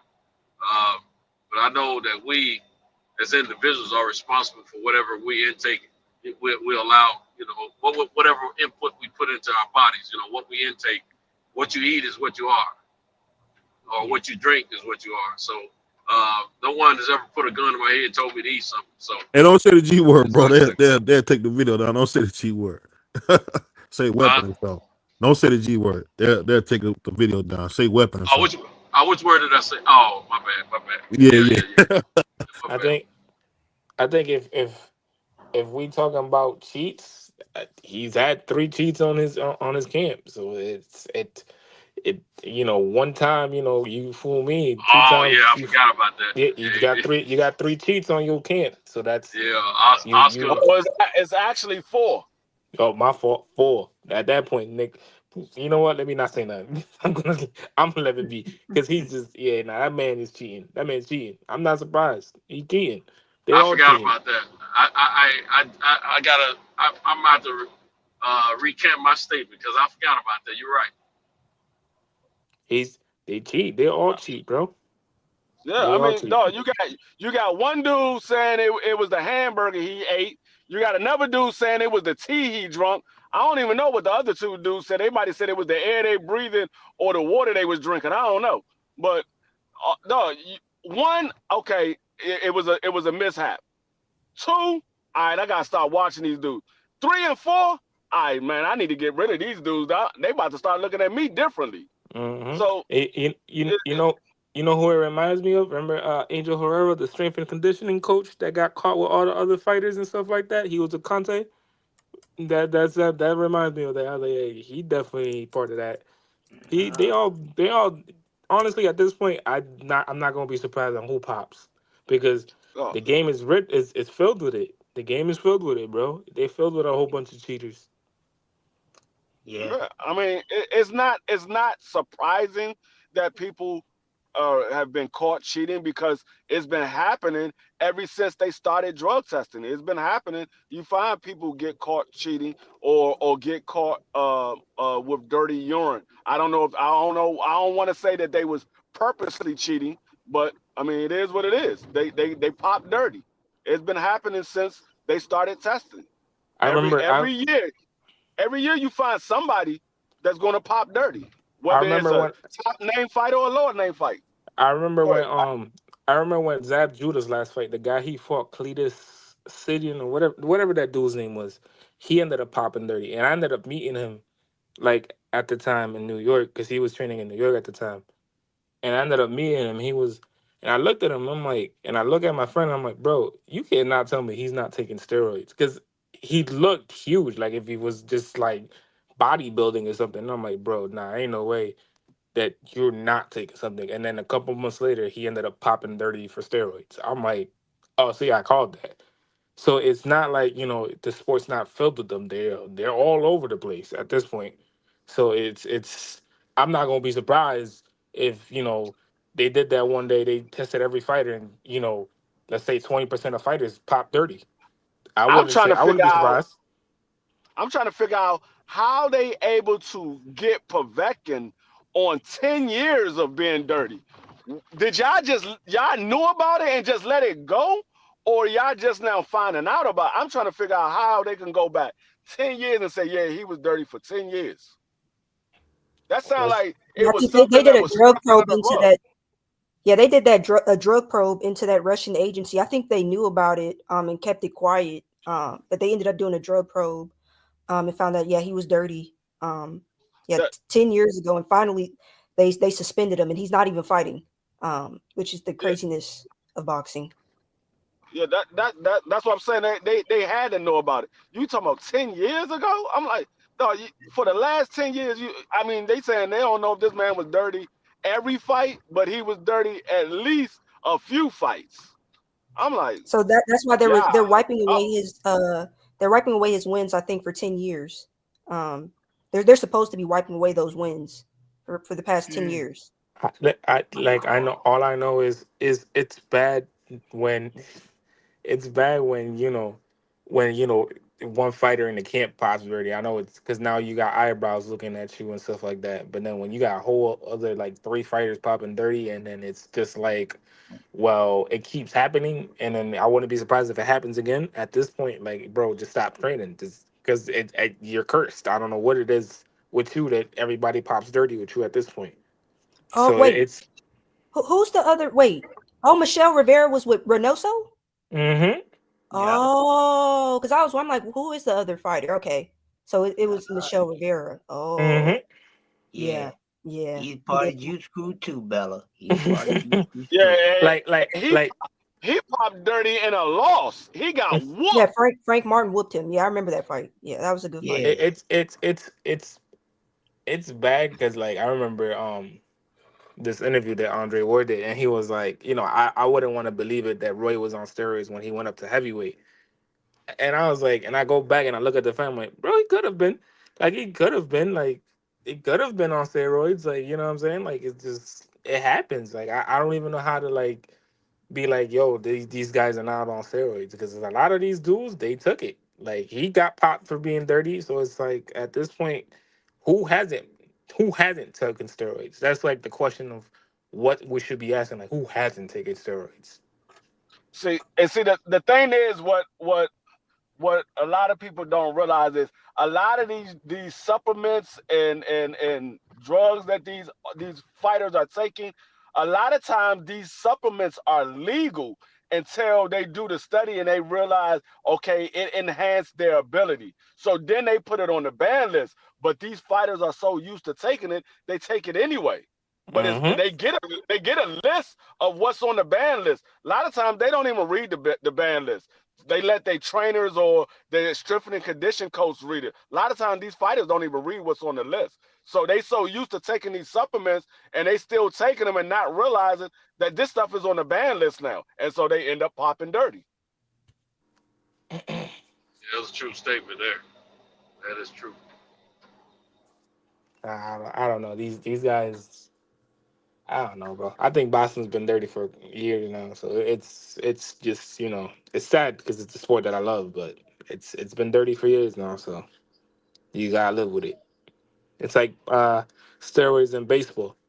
I mean, everybody taking steroids at that point. Yeah. I mean, the first time I ever really heard about steroids like that in sports was when the whole baseball. That's the first time I ever heard. Because when I thought of steroids, I've always thought of weightlifters. I never thought of actual football, baseball, basketball players or anything like that. It was always weightlifters. I always knew about weightlifters taking steroids and wrestlers taking steroids. When it came out in baseball, that joint was shocking because a lot of the people that I was rooting for, like Mark McGwire, Sammy Sosa, and Barry Bonds, and a couple of other guys, these dudes was popping. Well, Barry Bonds never popped dirty, but the other dudes, they popped dirty or they got called out in that whole raid. And Barry Bonds never popped dirty, but he still to this day he like, man, I ain't never take nothing. But they was like, no, how did you gain this much weight in this shorter period of time throughout your career? Like, this man went from wearing, I forgot what they said, but his hat size went from like a regular size hat to like 4 or 5 inches bigger within like a year span. I'm like, dang.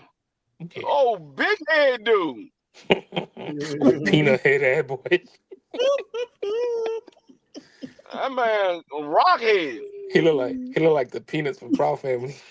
Hey. Yeah, but I think it's fair to say that 100% of boxers, or I think you say at least 98% of all athletes that are trying to perform at their highest peak, taking some form of supplements. But that doesn't mean that they're steroids. Steroid itself is something. It's a little bit different, but different supplements become, like somebody was saying a minute ago, once they find out what kind of enhancement it gives these athletes, then it may be put on a ban list. But we as regular folks, we call everything steroids if it's performance enhancing. But all those supplements don't have a form of steroids in them. It may be some other kind of assistance that it gives an athlete. Because I know many years ago, you could go into GNC and buy certain things to help you perform as far as working out. And if you read the ingredients, some of it has steroidal ingredients. Part of the ingredients is steroidal something back years ago. And all that stuff, when I saw that, I stayed away from that stuff. But it's still yeah, I believe that. But I just, if I read anything that said anything about steroidal anything, I stayed away from, because to me, if it's a form of steroids, it's steroids. But if it's a supplement of some other kind and it's not going to harm your body too much, or it's not going to be on the ban list or something like that, I can't knock it, But I've never been big on supplements anyway, because I don't even like aspirin. But it is what it is. Yeah, I was the same way. That's why when I heard about it, they was talking about GNC has a lot of these stuff that has steroids or performance enhancing in it. And I was like, nah, I am not dealing with that.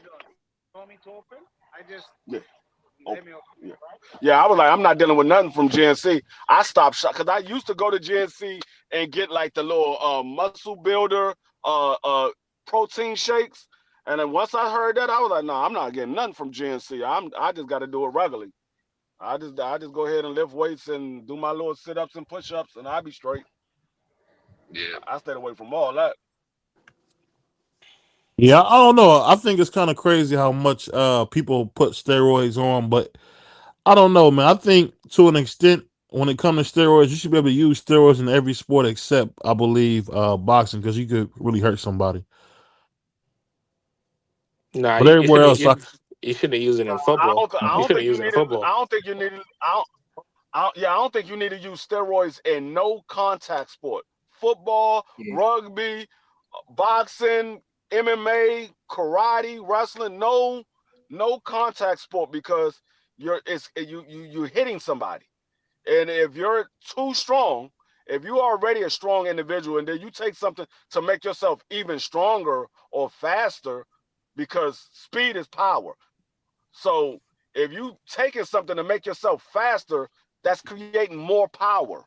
Then if you are already strong and you adding speed on top of that, man, you can literally injure somebody for life. Takes. Nah.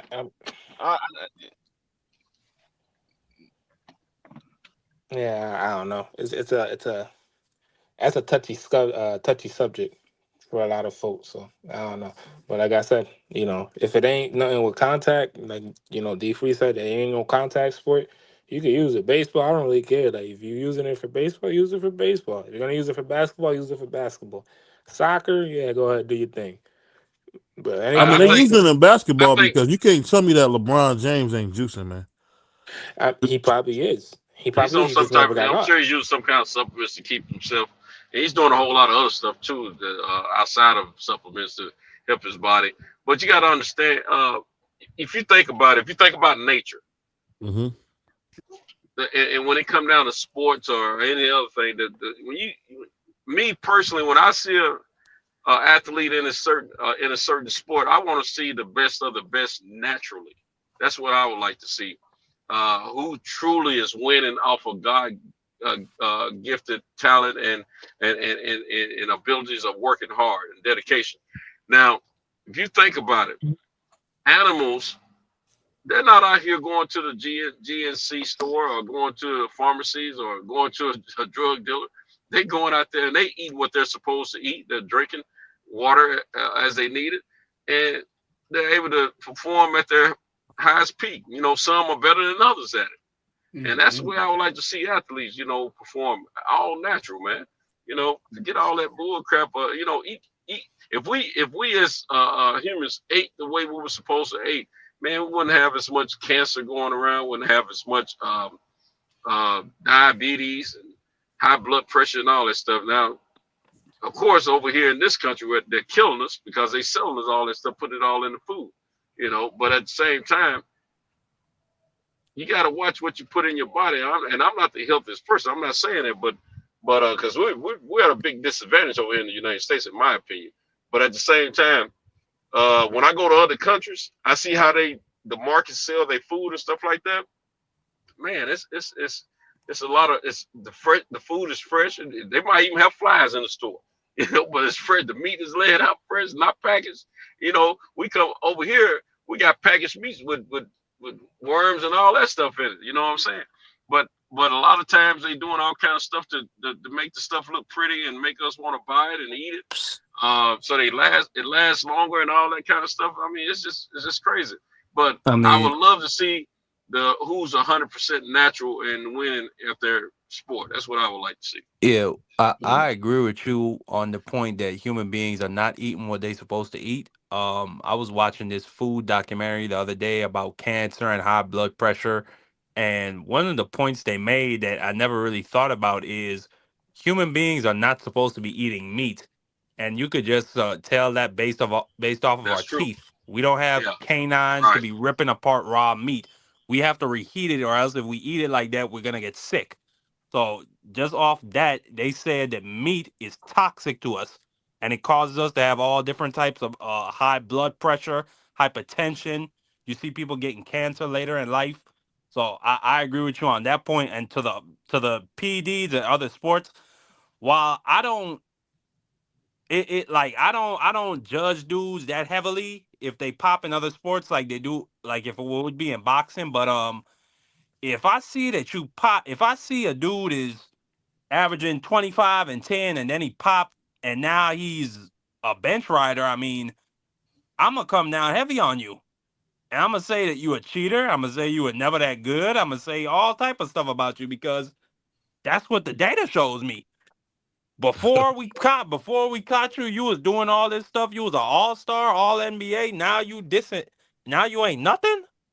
So yeah, I mean, I ain't got no problem going down heavy on those dudes. But if you just doing something that might have been maybe you trying to recover faster from an injury and you pop, I don't really care about that type of stuff. Because that type of stuff happens more than you'd think. I mean, let me ask you guys this: do you guys think that Eddie Futch? I mean, I'm about to call him Eddie. Do you guys think Bo Mack is on a legendary run as a trainer? What do you guys think? Yes. Probably him and his team should. I think they are doing some major stuff over there, man. I really do.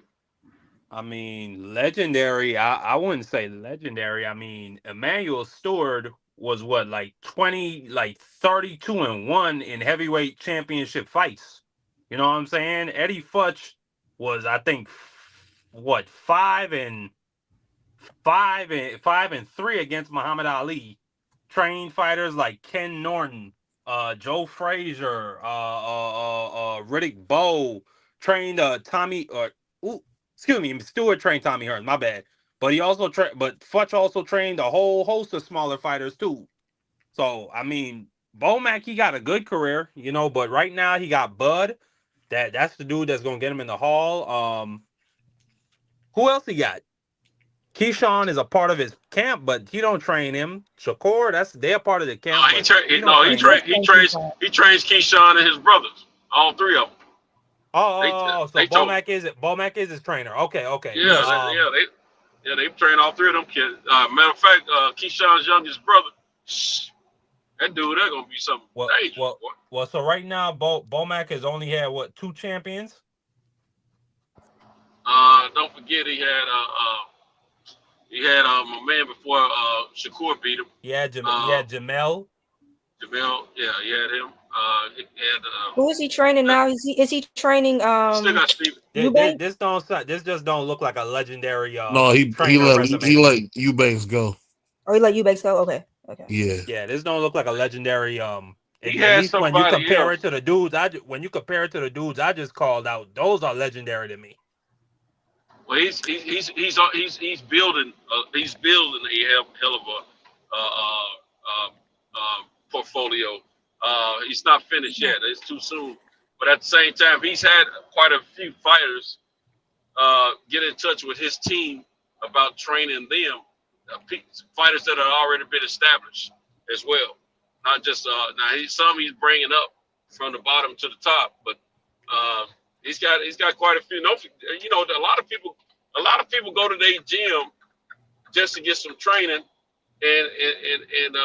but they don't necessarily be in the corner with the fighters. They stick with their current trainers.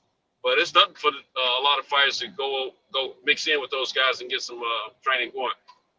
Shakur is not one of their fighters, but he don't train with them several times. Yeah. What you guys think about Keyshawn and Shakur saying they'll never fight? Is that good or that bad for boxing? I think I don't like it. I don't like it. Not only that, I don't believe it. I think at some point they're gonna fall out. I think it's gonna be either Keyshawn is doing better than Shakur and he just feels jealous, and it's gonna start on Twitter and go from there.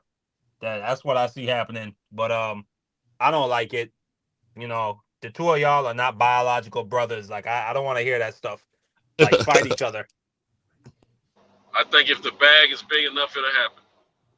Yeah. Hey, the Like, crazy that ain't a situation where y'all got the same mom and she got to stay up at night wondering about if her sons are gonna hurt each other. Like y'all need to stop that.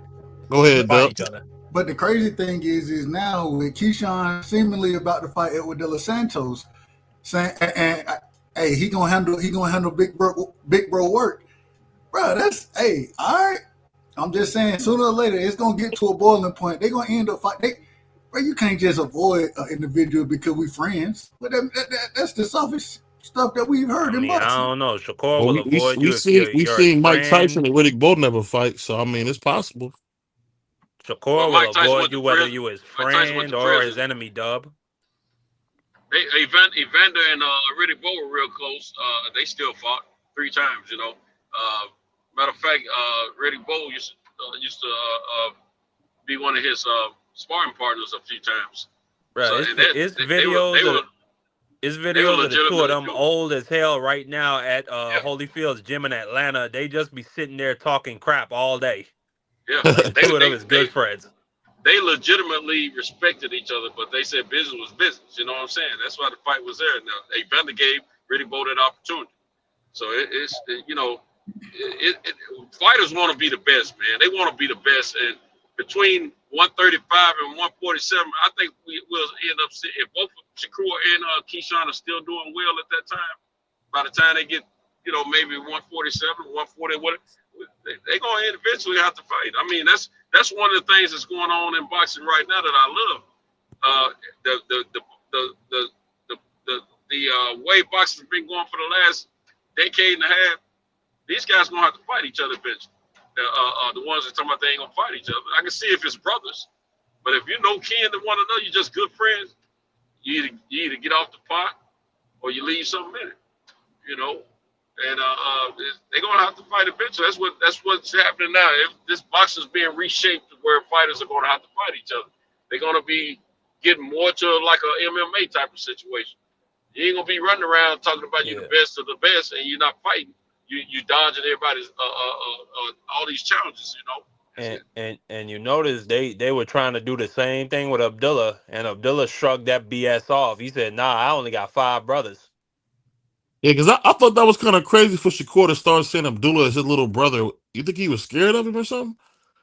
I don't know, bro. They like I don't know. Like I feel like he said Dev was like his brother at one point. Probably, if you go look it up. Yeah. Oh yeah, old school. My bad. They used to be super cool, him and Dev, but all that changed. Him and Tank used to be cool. Shakur and Tank, but they ain't been. They always want to fight. You want to be the best, man. So it's going to happen. If Keyshawn's name was as big as Tank or Devin, shoot, man, I bet Shakur would want that fight. I don't know. He didn't want to get it before. So what changed? He because Keyshawn ain't had no name yet. Shakur's name still rings a little bit more than Keyshawn right now, but Keyshawn catching up like a summer. Nah, I think Keyshawn got way more momentum than Shakur right now. I think, like I said, I think people really crapping on Shakur. His resume ain't as strong as Shakur right now, but he's catching up, just like I said. Well, who's strong on Shakur's resume? Well, I ain't talking about. I'm not necessarily talking about individual fights. I'm talking about experience. Oh, okay, and, number of fights. and the fact of how long these guys' names have been in the minds of boxing pundits as well as casual fans. Yeah, but Shakur Sanchez kind of changes his tune like every other day. One minute he wants big fights, and then one minute he doesn't. So I don't know. When it comes to Shakur Sanchez, I never know what he wants to do. He's a wild boy, man. I didn't catch that. Did you call that man Shakur Sanchez? Say it again. That's what it sounded Did like. you call that man Shakur Sanchez? Let me talk about the WBC champion. Amazing. Did I say Sanchez? Oh, my bad. I meant Stevenson. Sorry, I didn't mean to say Sanchez. Sorry about that. I meant to say Stevenson. Sorry. Shakur Sanchez. I meant to say Stevenson. My mistake. Keyshawn and Shakur, though, they both have belts, so it's like, listen, all of the champions need to be an option. We as fans, we shouldn't care that they're friends at all, or quote unquote brothers. You both have a belt, so what are y'all gonna do? Just fight a whole bunch of Mandos and a bunch of random guys that y'all voluntarily want to fight? We're not going to see any unifications at 35. Y'all don't want to fight each other. Tank, all of y'all are just being divas and not going to fight. No, you got to unify. In order to know who's the best, they have to fight each other. Keyshawn and Shakur, that excuse sounds good, but at some point the rubber has to meet the road. At some point, they're going to have to fight. Whether it's I think it should be at 35, but Keyshawn is looking big at the weight. It might have to be later. I don't know, but Shakur and Keyshawn, it's got to happen. There's no possible way people could just be like, oh, we'll be okay if they end up not fighting each other. All the champions need to fight. Them being friends doesn't really matter. They need to fight, and then like you said, them calling Abdullah their brother, and like quit the nonsense. Let's get these fights going. Let's get it happening. And then Keyshawn, yes, he doesn't have as much experience as Shakur, but I mean, we'd be remiss to say like Keyshawn, he's knocking these guys out. He's more exciting. He's putting a little more life in his hometown fights as opposed to Shakur. When Shakur is fighting. He's clearly, a technician, and I enjoy watching Shakur fight, right? But he's a hell of a fighter. Yeah, after I don't. that Edwin De Los Santos fight, a lot of people don't want to say it. It is, to me, it's staining Shakur, right? Like Shakur needs a real another breakout performance for me to get back to that stature where he was before, when he was fighting Jamel Herring, and when he's fighting, we all saw him coming. We were like, oh, he's going to be a problem. Now it's like that Edwin De Los Santos performance. I know he was hurt, and that's why they're still kind of. You got to get. A lot of people don't want to give him credit for the win because he didn't give us excitement. It was boring. It was horrible. It was horrible. It was absolutely terrible. Yeah, but you got to understand, if you hurt, most fighters are not 100%. Hold on, man. Most fighters are not 100% when they go in the ring, but his hand was hurt. I mean, you only can do so much. Look at Tevin Farmer last week. Put on a hell of a performance, but he was in excruciating pain. Man, look at he said you a bitch ass nigga. I'm gonna do this and that to you. You gonna say my name in the ring? Come on, that bro. nigga called him Shakira tweeters in the same night. Terrible. Look, a lot of fighters get too close. Everybody was there. Hold on, everybody was a lot there. of fighters, and that's how you perform. And they all said he was hurt. Oh, that's a fact. That's a fact, Bella. I forgot about that. Floyd was there too. I think Floyd walked him out too. Oh, you talking about the last fight? That Edwin fight. That Edwin fight. Which fight? De Los Santos or which fight? Yeah, De Los Santos. Everybody was there, and he wasn't even throwing. Yeah, but he was hurt.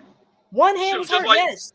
Just like Tank was hurt when he fought Pitbull. Well, Santos, my whole thing is, if you hurt, shut the fuck up. Don't be talking like you Marvin Hagler at the press conference. You may not necessarily be hurt during the week of you talking all that stuff, but you can get hurt the 2 weeks before the fight or the week before the fight. It happens. Well, it happens. The thing is, saying that at the weigh-in. That was the day before. Well, you can't just keep selling the fight. You have to keep selling the fight. But the whole thing is. Go ahead, D-Free. Go ahead, D-Free. Hold on. His grandfather came out and said Shakur hand has been hurt for the last 7 or 8 fights. So you can't use the hand being hurt as an excuse. He could have been hurt a little more severe, bro. For the last 7 or 8 fights. He didn't have a problem when he fought. He didn't have a problem when he fought Yoshino. Right, it wasn't no hand was hurt. He might not have been hurt. Edwin De Los Santos is Edwin De Los Santos. That's what it was. Edwin De Los Santos is a powerful guy. I think that he was just being defensively minded, and yes, maybe his hand was hurting, but he wasn't throwing either hand. No, if I'm being honest, I think he couldn't win the fight without throwing either hand. He had to throw some. He wasn't throwing enough. You know what? I'm not saying he didn't throw a single punch. He was not throwing like Shakur. It was the lowest. That was like the lowest output in a fight. I will say I do think Shakur was injured.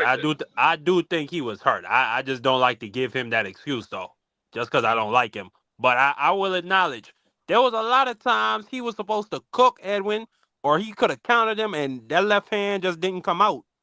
So I do think it was something wrong, but still, I ain't gonna give that nigga that excuse when you talking that hot shit. I've been in a fight where I'm right-handed. I've been in a fight with my right hand. I believe my knuckle was broken. I never did go to the hospital to check on it, but I believe my knuckle was broken. And I'm telling you, it hurts like a mother sucker hitting with the injured hand. I know that for a fact. So I'm not gonna take anything from these cats if they got a legitimate injury and they it's proven. I mean, I take my head off to the cat that he didn't say nothing about it until after the fight. Just like we did, I saw when Tank hurt his hand against Pitbull. I saw when he hurt it. Well, I can tell when the guy what hurt happened the to hand. Shakur when he fought that cop though, Santos? What happened there? He said, "I'm gonna whoop you for the hood," and he I didn't. don't know nothing about the cop. I remember he popped on some dude when he was hanging out with some of his homies. I don't remember being no cop. He said, "No, that was against what's the African dude named Kaminga? Kaminga? Action fight. Yeah. He was a cop, and Shakur was just talking the most stupid stuff possible. He's selling fight, man. I mean, when he fought Jamil, he talked crazy. He talked crazy, but they were good friends. Man, they fought in a ballroom. That wasn't no selling no gosh. That's all right. That's all right. He building a fight. He trying to sell himself to the public as well as the rest of the fans. Man, he's selling ass to the public because after he talk that shit, he go out there and do nothing. That's his job. Ali fought. Hey, Ali was the biggest seller of a fight ever. That's his job. And Ali performed. Ali wasn't there, whooped ass. What he did, but guess what? He fought hurt a few times too. I'm gonna tell you something, man. When you on that elite level, it's gonna take a whole lot for you to walk away from a fight. If you on the lower end on these lower promotions and you got certain injuries, you can afford to walk away. But with those big money fights, those fights is gonna really put your name out there, man. You can't just walk away from them things, man, unless you got a severe injury where you have to. Hey, he did it for Joe Cordina. I don't see why he couldn't do it for Dos Santos, but that's neither here nor there. I hope to see Shakur fight somebody real soon. He fought the fight, man. He fought the fight, though. He did. Credit to him. He got the dub. It was boring as hell. He unveiled his Usain Bolt style, but it is what it is. Credit to him. I can't take nothing from him. He did what he had to do. I mean, I didn't like it any more than anybody else, but he did what he had to do, man. I mean, it is what it is. Hey, to me, when you fight with an injury, the main thing you use in a fight is your hands in boxing. If you got a good injury to your hands, man, and you still go in there and you can still pull a win off, or you just still fight and make it interesting, I gotta take my hat off to you. I'm thinking about Tevin Farmer. It was so obvious how much pain he was in. Yep. He hurt his hands and his elbow, and he still made a close fight.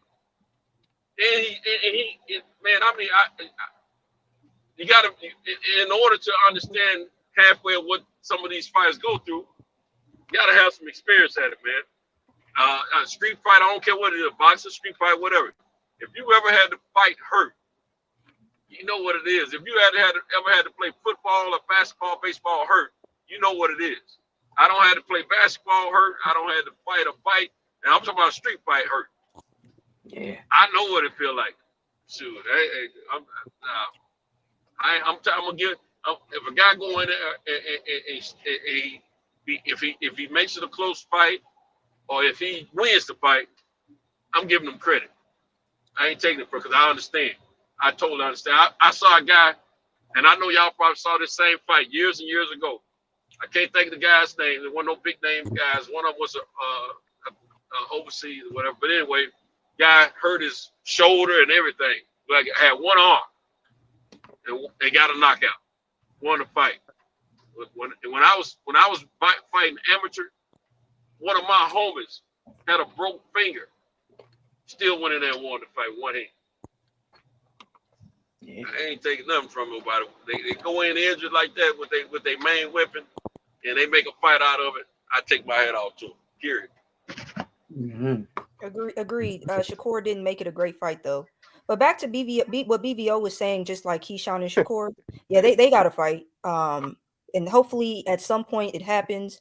But yeah, Shakur, it's just with the Schofield pulling out. Now he had to fight Padley. The fight before that, I believe, was his last fight before that was Artem Haratunian.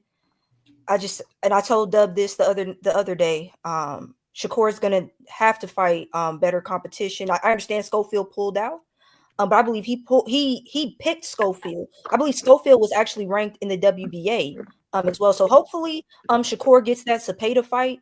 Keyshawn also, hopefully he gets a big fight and can sell out his hometown again. And these 35 guys, yeah, they need to fight each other for sure. They damn sure do. Yes, they do. I don't know. I like Keyshawn. Me too. You always gotta have that one ignorant nigga in the mix. I like him. I think Shakur is the ignorant nigga in the mix, or excuse me, the ignorant Puerto Rican in the mix.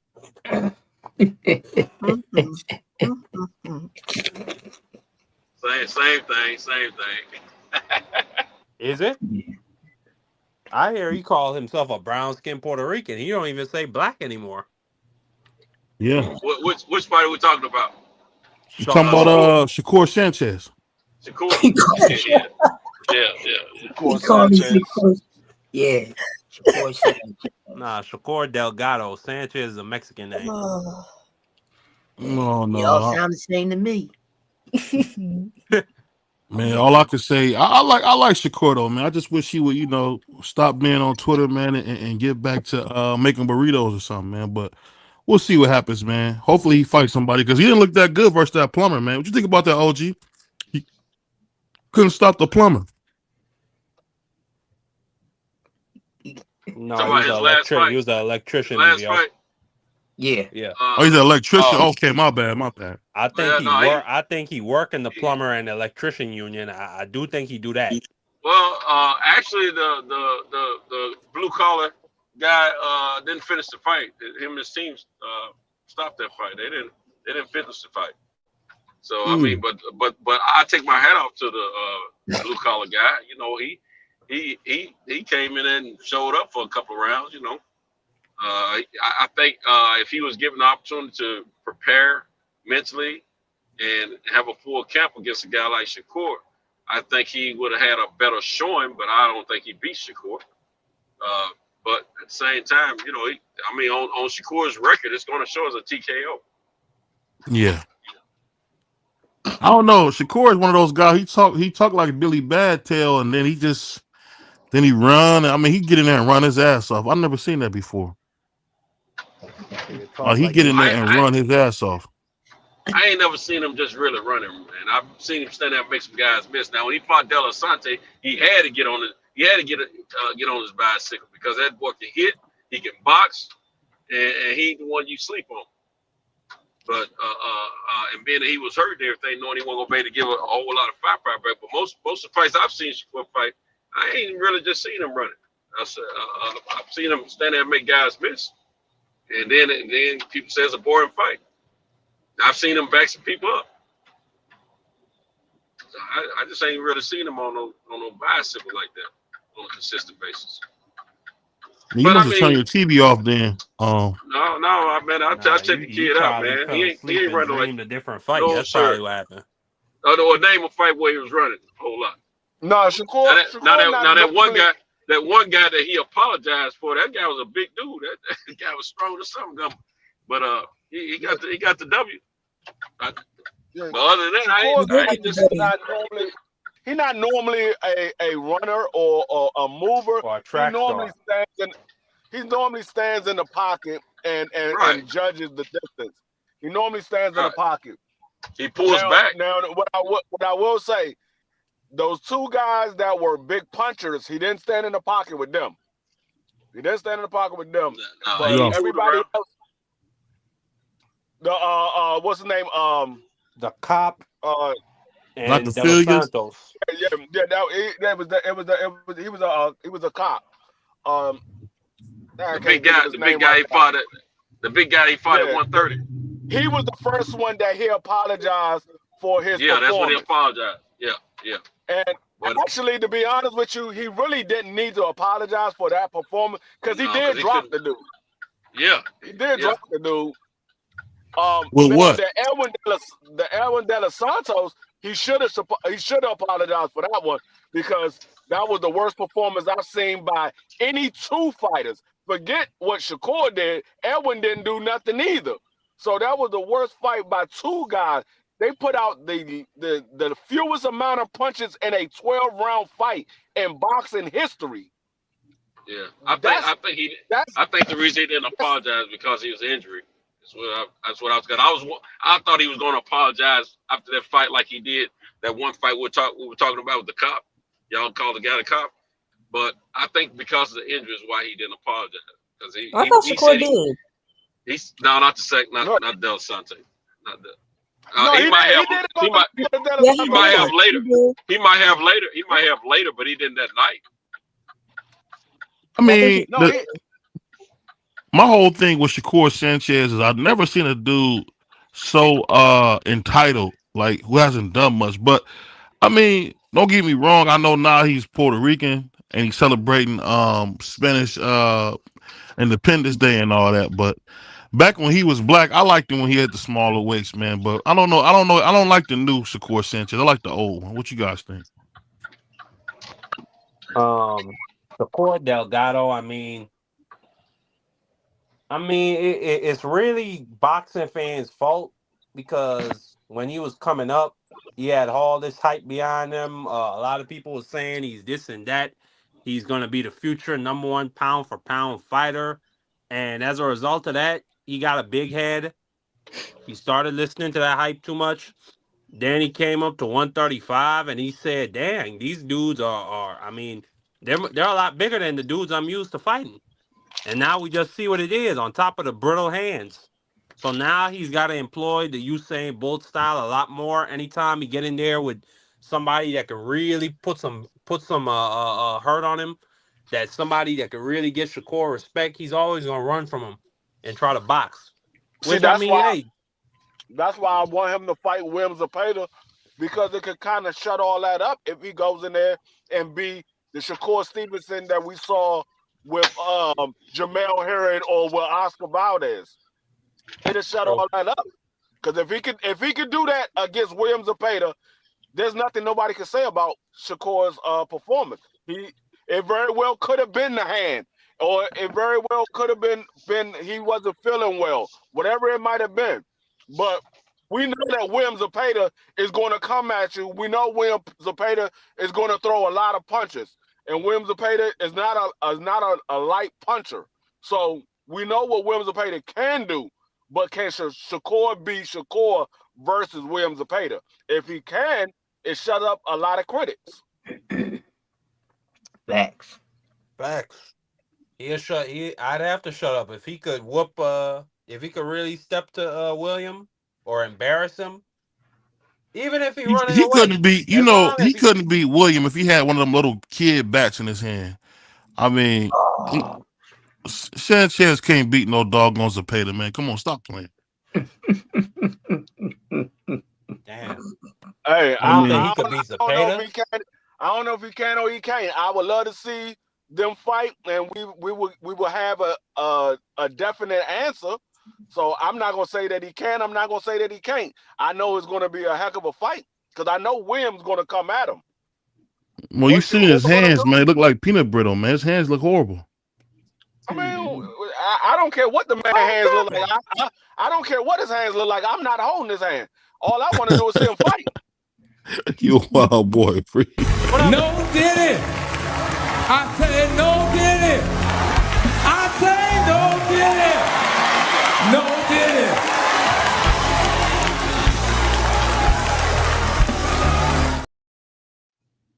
And you worry about how the man's hands look. I don't care. As long as that man get in there and fight, I don't care how his hands look. Well, I don't know if Zepeda. Hey, everybody's trash to Shelton, man. You're a wild boy. Now Zepeda's trash. Come on, he just beat TF, man. What I'm tripping about, or what I'm capping about? No, that's Shelton. Shelton calling everybody trash. It must be garbage day today.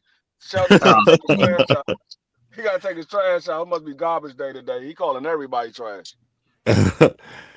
I don't know, man. This been a great cook, man. I appreciate everybody coming. I want everybody to give me their final burning desires. Give me your final things. Let us know we can find you. We're gonna start with Bella. Go ahead, Queen. All right, it was good. Good on the good talking to you all on the panel. Thanks BVO for putting this together. But yeah, good fights are happening. Looking forward to seeing Landolfo Delgado versus Elvis Rodriguez, Richard Torres, Tim Tszyu, Joey Spencer. I think even like Joe Joyce and Hergovich, they're gonna fight too. So I'm looking forward to those fights going on. But yeah, salute to everybody on the panel. Hopefully we get the best fight and the best, and we get these fights sooner than later. Agreed. All right. You already know we're gonna be back on Monday, BVO.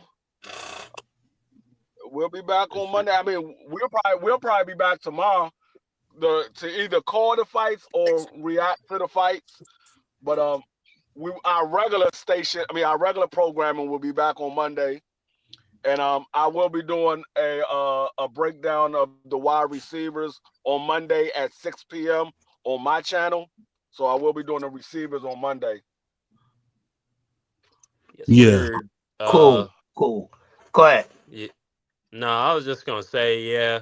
Some good things happening in boxing to look forward to. You know what I'm saying? We got the New York card coming up. We got Canelo versus Skull. We got Monster. He's gonna be fighting in May, in Las Vegas. So great things to look forward to. And yeah, just keep your eye out for Shakur and what he's gonna be doing. Hopefully he fights another big name. Hopefully he doesn't pull out the Usain Bolt style, and we get to have a good fight from him. That's all. Take it easy. Cool. And tomorrow, Guido and Richard Torres. I got my man Torres putting him to.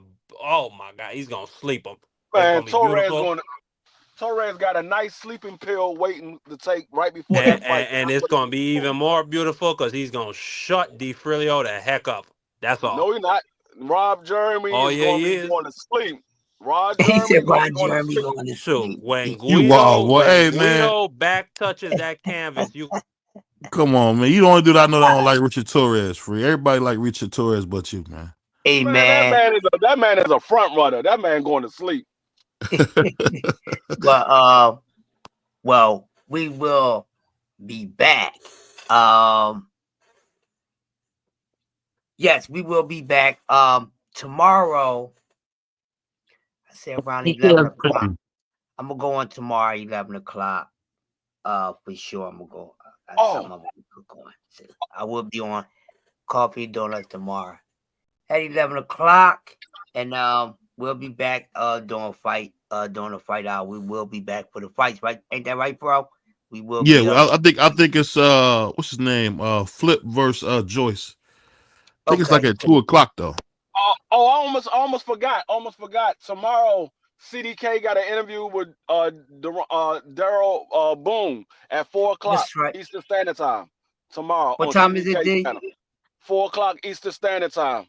Okay, so make sure y'all come through and check out Brother CDK at 4 o'clock. And matter of fact, people, anytime you see anyone that's going broadcasting and doing any content that represents STN, come through, check us out, and we really appreciate y'all coming through, chilling out, and some of you guys coming through and chilling with us. But for myself, we will be back next week, 6:30, Coffee and Donuts for Grunter. For those I know who can't get up, check the playback. That's all you got to do. Check the playback. Trust me, it'll be worth it. What's going on, OG? Go ahead, give us your final words, man. I really had fun talking boxing with you, man. Yeah, man. I appreciate you guys, man. I was happy to find you guys. I was doing a run tonight that I normally don't do on Fridays, but I'm gonna be doing it on Friday nights from now on. It seems like, and I'm happy about it. So find some company to like old times. When I was driving on third shift, it was always lit. Yeah. So I miss those days, man, and I appreciate the company. I appreciate the conversation. I've been checking you guys out lately. Every now and then I see the show pop up, and so I've been, just checking into it. But I don't get on or anything because my sleep patterns are different now. Yeah, definitely get on, man. Support the brothers, man, because shout out to Dub Right Side, man. He probably somewhere making pancakes, man. So shout out to my man Dub Right Side, and shout out to everybody, CDK. Shout out to Crush, the Puerto Rican Free. And like I said, we not hating on Shakur Sanchez or any of those guys. We want to see those guys fight. And keep your eyes out, man. And we're gonna have some fun, y'all. We gone. Peace. Peace.